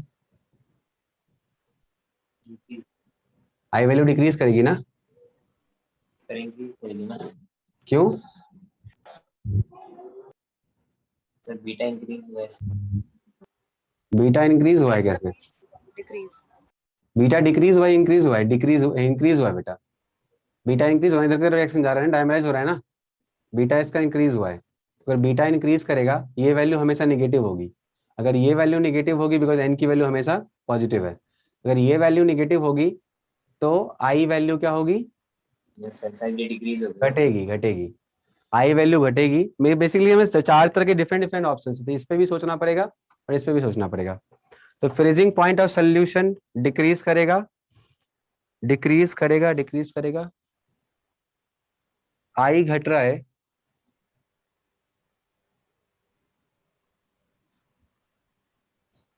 अगर डिसोसिएशन ज्यादा हुआ, अगर ये 1 होता तो 1/2 हो जाता, अगर ये अगर बीटा की वैल्यू बढ़ा देंगे तो ये वाली वैल्यू, अगर बीटा बढ़ेगा तो ये वाला वैल्यू मोर नेगेटिव होगा, अगर ये वाला वैल्यू मोर नेगेटिव होगा तो ये वाला वैल्यू लेस होगा, अगर ये वाला वैल्यू लेस होगा तो वैसे केस में आई अगर घटेगा तो फ्रीजिंग पॉइंट और फर्दर नीचे जाएगी, बॉइलिंग पॉइंट इंक्रीज करेगा। ऑप्शन इसमें कितने करेक्ट हैं, सर सिंगल करेक्ट है, सिंगल करेक्ट है। सर क्वेश्चन क्या है, क्वेश्चन है जो यहाँ पे बोर्ड में लिखा है वहां तक तो है ही है, बोल रहा है सिंपल एक लिक्विड है 25% of dimer molecule are separate out, मतलब इसमें से 25% प्रोडक्ट साइड से निकाल दिया तो क्या होगा, दूसरा हो जाएगा सर आई की वैल्यू बतानी है फाइनल, ऑप्शंस आई की वैल्यू फाइनल बतानी है इसमें, सर आई को वैसे देख सकते हैं ना, टोटल आई मॉलिक्यूल, दो कंक्लूजन तो सामने आ चुका है, एक है कि आई की वैल्यू घटेगी, ये तो कंक्लूजन सामने है, अब आई की वैल्यू घटेगी तो फ्रीजिंग पॉइंट क्या होगा, फर्दर आई डिक्रीज करेगा, घटेगा फ्रीजिंग तो पॉइंट भी घटेगा, डिक्रीज होगा सर, डिप्रेशन डिक्रीज घटेगा होगा, तो फ्रीजिंग पॉइंट इंक्रीज होगा, फ्रीजिंग पॉइंट इंक्रीज होगा, वैसे इसमें एवरेज option- पॉइंट और बढ़ जाएगा, कम डिप्रेस होगा, हाँ वही कम मैं बोल रहा हूँ। डिप्रेशन होगा, लेकिन देखो डिप्रेशन तो होगा, जब हम लोग सॉल्ट डालते हैं तो जो फ्रीजिंग पॉइंट होती है वो क्या हो जाती है, वो कंपैरेटिवली उसकी लो हो जाता है। ज्यादा ये हो जाती है कि वो हायर टेम्परेचर पे भी मेल्ट नहीं होता है, यही तो होता है ना, तो सॉल्यूट डालने से, हाँ सॉल्ट डालने से, सॉल्ट जो टूटते हैं, ये तो जुड़ रहा है ना, उल्टा होगा इसमें इफेक्ट, यस इसमें आई की वैल्यू जब घटेगी, average molar mass of solute increase करेगा, सॉल्यूट का एवरेज मास अगर अल्फा बढ़ रहा है, molecular mass of mixture into 2 minus alpha, alpha बढ़ेगा तो एफ की वैल्यू घटेगी, एम की वैल्यू घटेगी,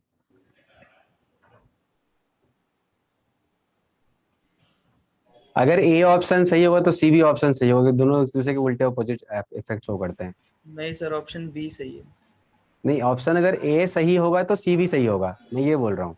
लेकिन हाँ। ऑप्शन ए सही नहीं होगा क्योंकि यहाँ पर आई की सिंगल वैल्यू करेक्ट। घट रही है, राइट? नहीं, आई की वैल्यू घट रही है।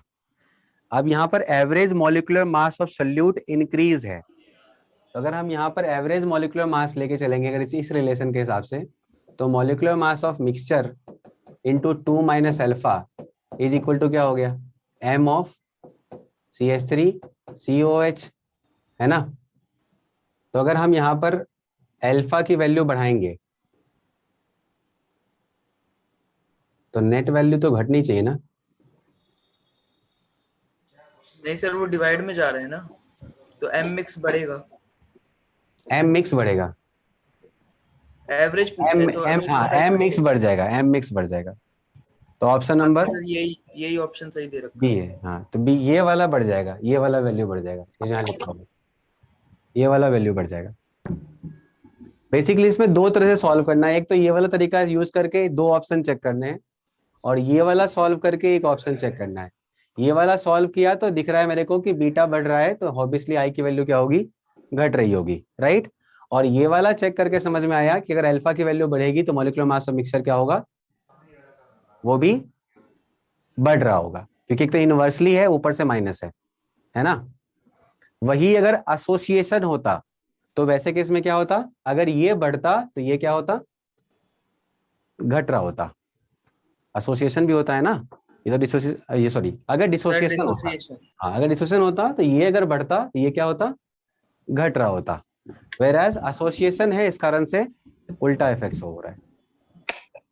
ठीक है सर, एक क्वेश्चन है सर शायद उसमें सर कुछ मिसिंग है, मतलब इसमें सर नहीं सर, एक और इसमें मिसिंग नहीं है कुछ, इसमें तो दो इन्फॉर्मेशन यूज करना है बस। हाँ बोलो। सर उसमें दिया हुआ calculate molar depression constant Kb of a solvent having freezing point 16.6 degree Celsius, latent heat of fusion 180.75 joule पर ग्राम। मास भी तो दिया होना चाहिए।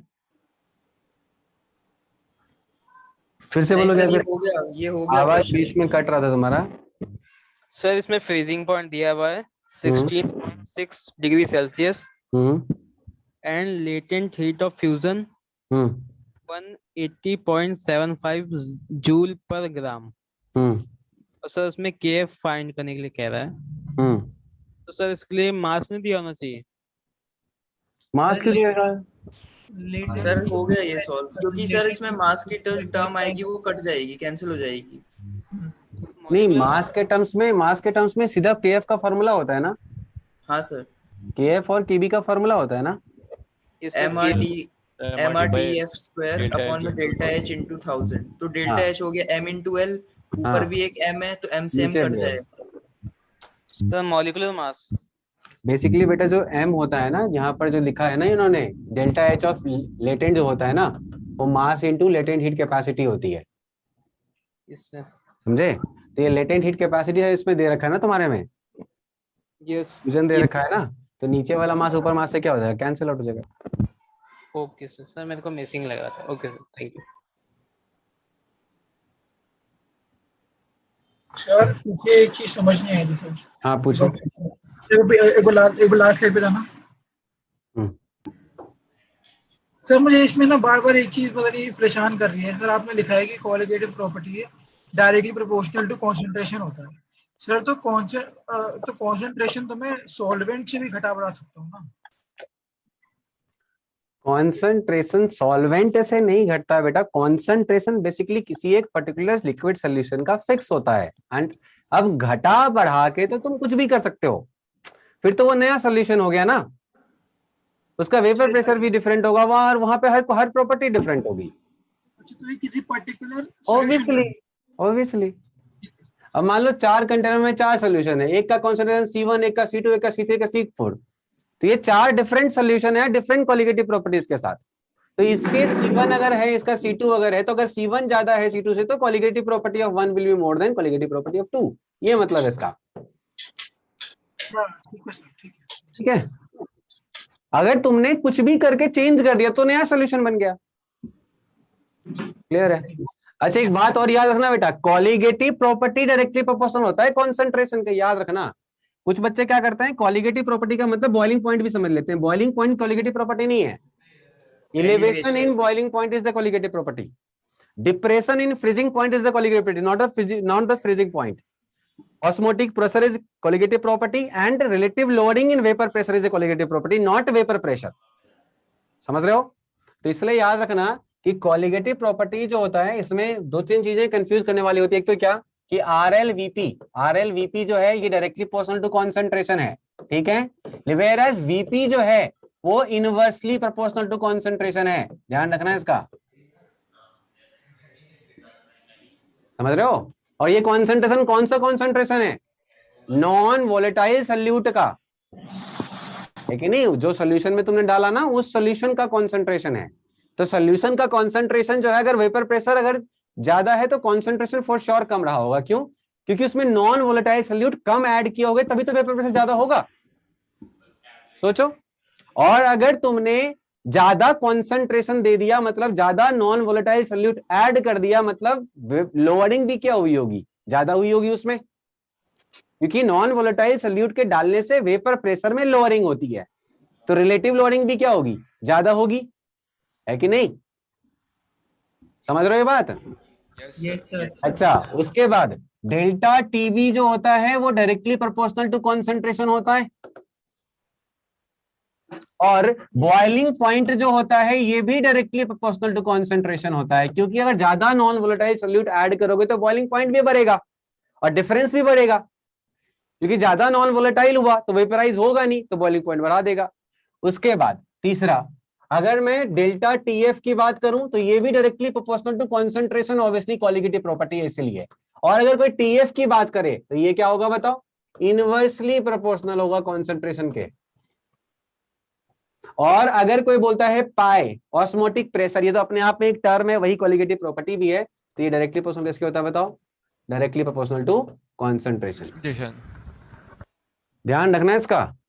सर हाँ सर, एक क्वेश्चन है, उसका आंसर मैच नहीं कर रहा है हर बार नहीं कर रहा सर। एक मिनट मैं बोलता हूँ।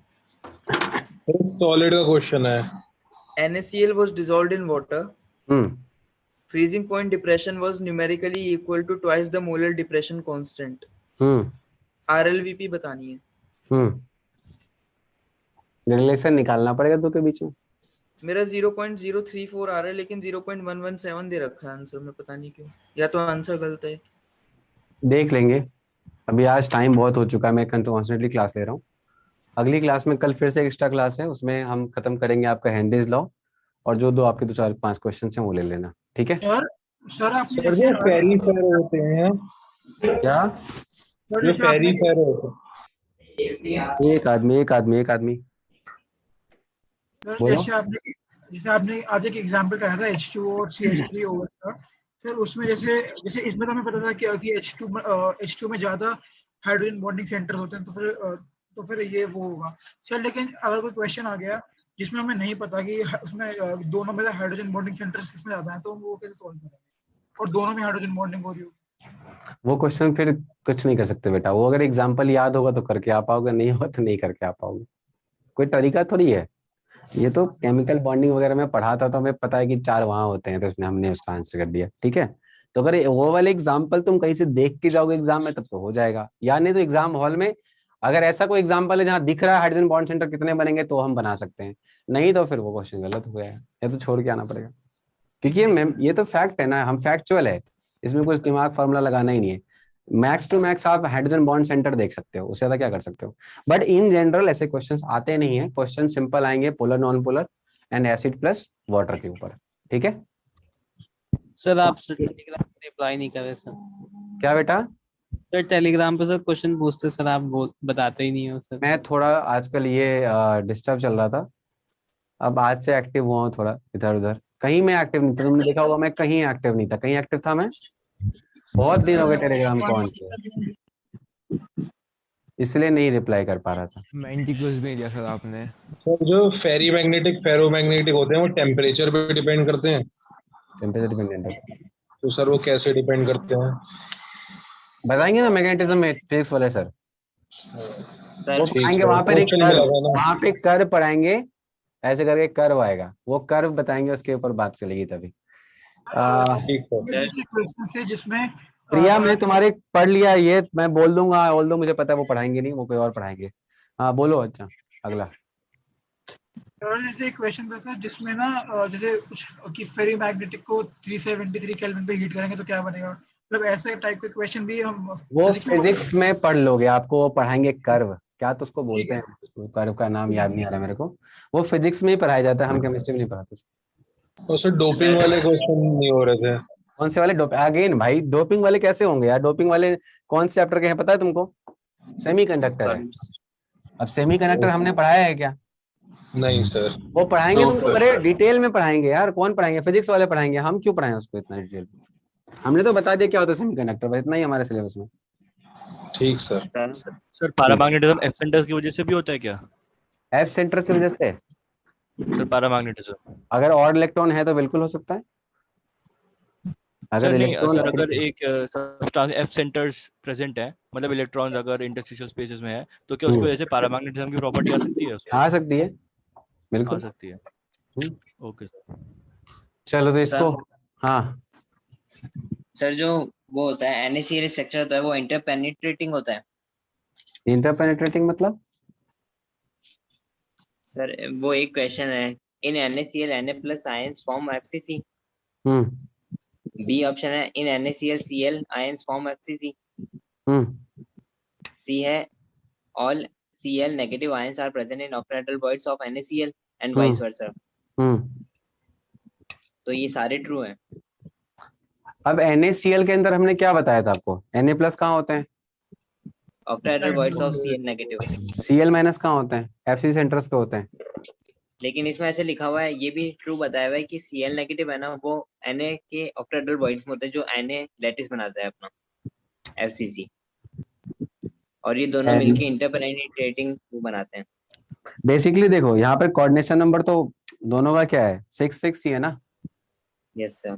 तो अगर लैटिस पॉइंट ऑक्टाहेड्रल वॉइड्स को मान लिया जाए, अगर लैटिस पॉइंट ऑक्टाहेड्रल वॉइड्स को मान लिया जाए तो क्यूब बना सकते हैं। Na+ का भी है ना? लेकिन अगर उसको अपन FCC बोलेंगे तो वो एक आपस में तो टच ही नहीं हो रहे एक दूसरे के। कौन टच नहीं हो रही? Na+ अपने लैटिस के अंदर नहीं टच हो रही। Yes sir. लेकिन है तो फेस सेंटर्ड ही ना, कंडीशन मेंटेन नहीं कर रहा, बट है तो फेस सेंटर्स के ऊपर ही।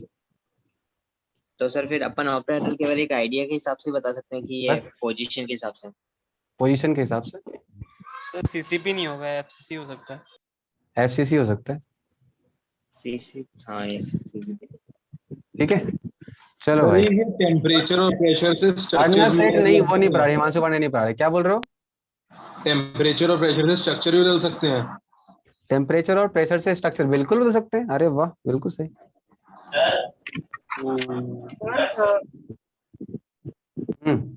बदलते भी, इनफैक्ट स्ट्रक्चर बदलते भी हैं over the period of time ना। हाई टेम्परेचर प्रेशर पे कुछ चीज रहता है ना, स्ट्रक्चर बदलते हैं।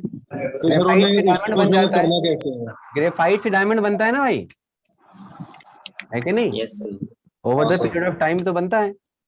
तो इसलिए over the period of time तुम्हारे जो मेन स्ट्रक्चर को, उसको कौन सा चेंज बोलते हैं, वो चेंज भी पॉसिबल होता है अगर मैं प्रेशर टेम्परेचर हाई रखूं तो सर वो वाले क्वेश्चन करने कैसे हैं? एक क्वेश्चन मिला था, अगली क्लास में करना है।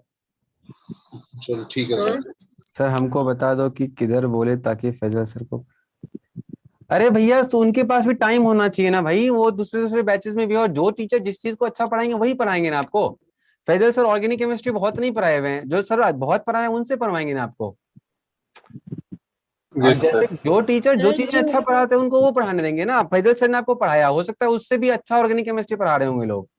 अब जो टीचर ने बुक लिख रखा है, ऐसा नहीं फैजल सर खराब पढ़ाएंगे, वो बहुत अच्छा वो भी पढ़ाएंगे, लेकिन हो सकता है कि जो चीजें फैजल सर 10 दिन में पढ़ाए, हो सकता है तो टीचर 4 दिन में भी पढ़ा सकता है। उसके पास उतना नॉलेज है उस तरह का, बहुत पढ़ा रखे हैं। अब जैसे हिमांशु पांडे सर है, अब उनका ऑर्गेनिक केमिस्ट्री में कोई जोर ही नहीं है, उन्होंने कितने बुक लिख रखे हैं भाई, कितने तरह के उनके सोल्यूशन आ चुके हैं, तो उनसे पढ़ो ना। आपको बेस्ट टीचर जब मिल रहा है सर।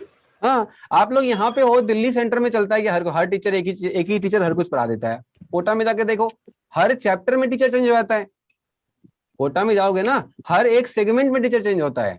फिजिकल का ही 2 चैप्टर बस एक टीचर पूरा 10 बैच में पढ़ा रहा होता है। ऐसा थोड़ी होता है कि ये एक ही टीचर पूरा पढ़ा दे। पढ़ाएगा भी तो तब तक बहुत चीजें मिस हो जाएंगी, नहीं पढ़ा पाएंगे हर कुछ। इसलिए उन अदर टीचर को ही पढ़ाने दो। ऑर्गेनिक केमिस्ट्री अच्छा है, तुम्हारे लिए अच्छा है। बाकी बोलोगे तो पूछूंगा मैं, टाइम होगा तो वो देखेंगे, नहीं तो मुझे नहीं लगता है वो पढ़ाएंगे इसमें। फिजिकल केमिस्ट्री यहाँ पे हम लोग ने बांट रखा है, बेसिकली मैं और वो फिजिकल केमिस्ट्री में रहेंगे। इनऑर्गेनिक के लिए भी टीचर आ चुके हैं, बहुत अच्छे टीचर हैं, बहुत दिन से इनऑर्गेनिक ही पढ़ा रहे हैं। बस ऑर्गेनिक के लिए भी बहुत अच्छे टीचर हैं जो बहुत दिन से ऑर्गेनिक ही पढ़ा रहे हैं। उनसे पढ़ो ना, एक्सपर्ट से सीखो ना, है कि नहीं? बोलो इमोशनल।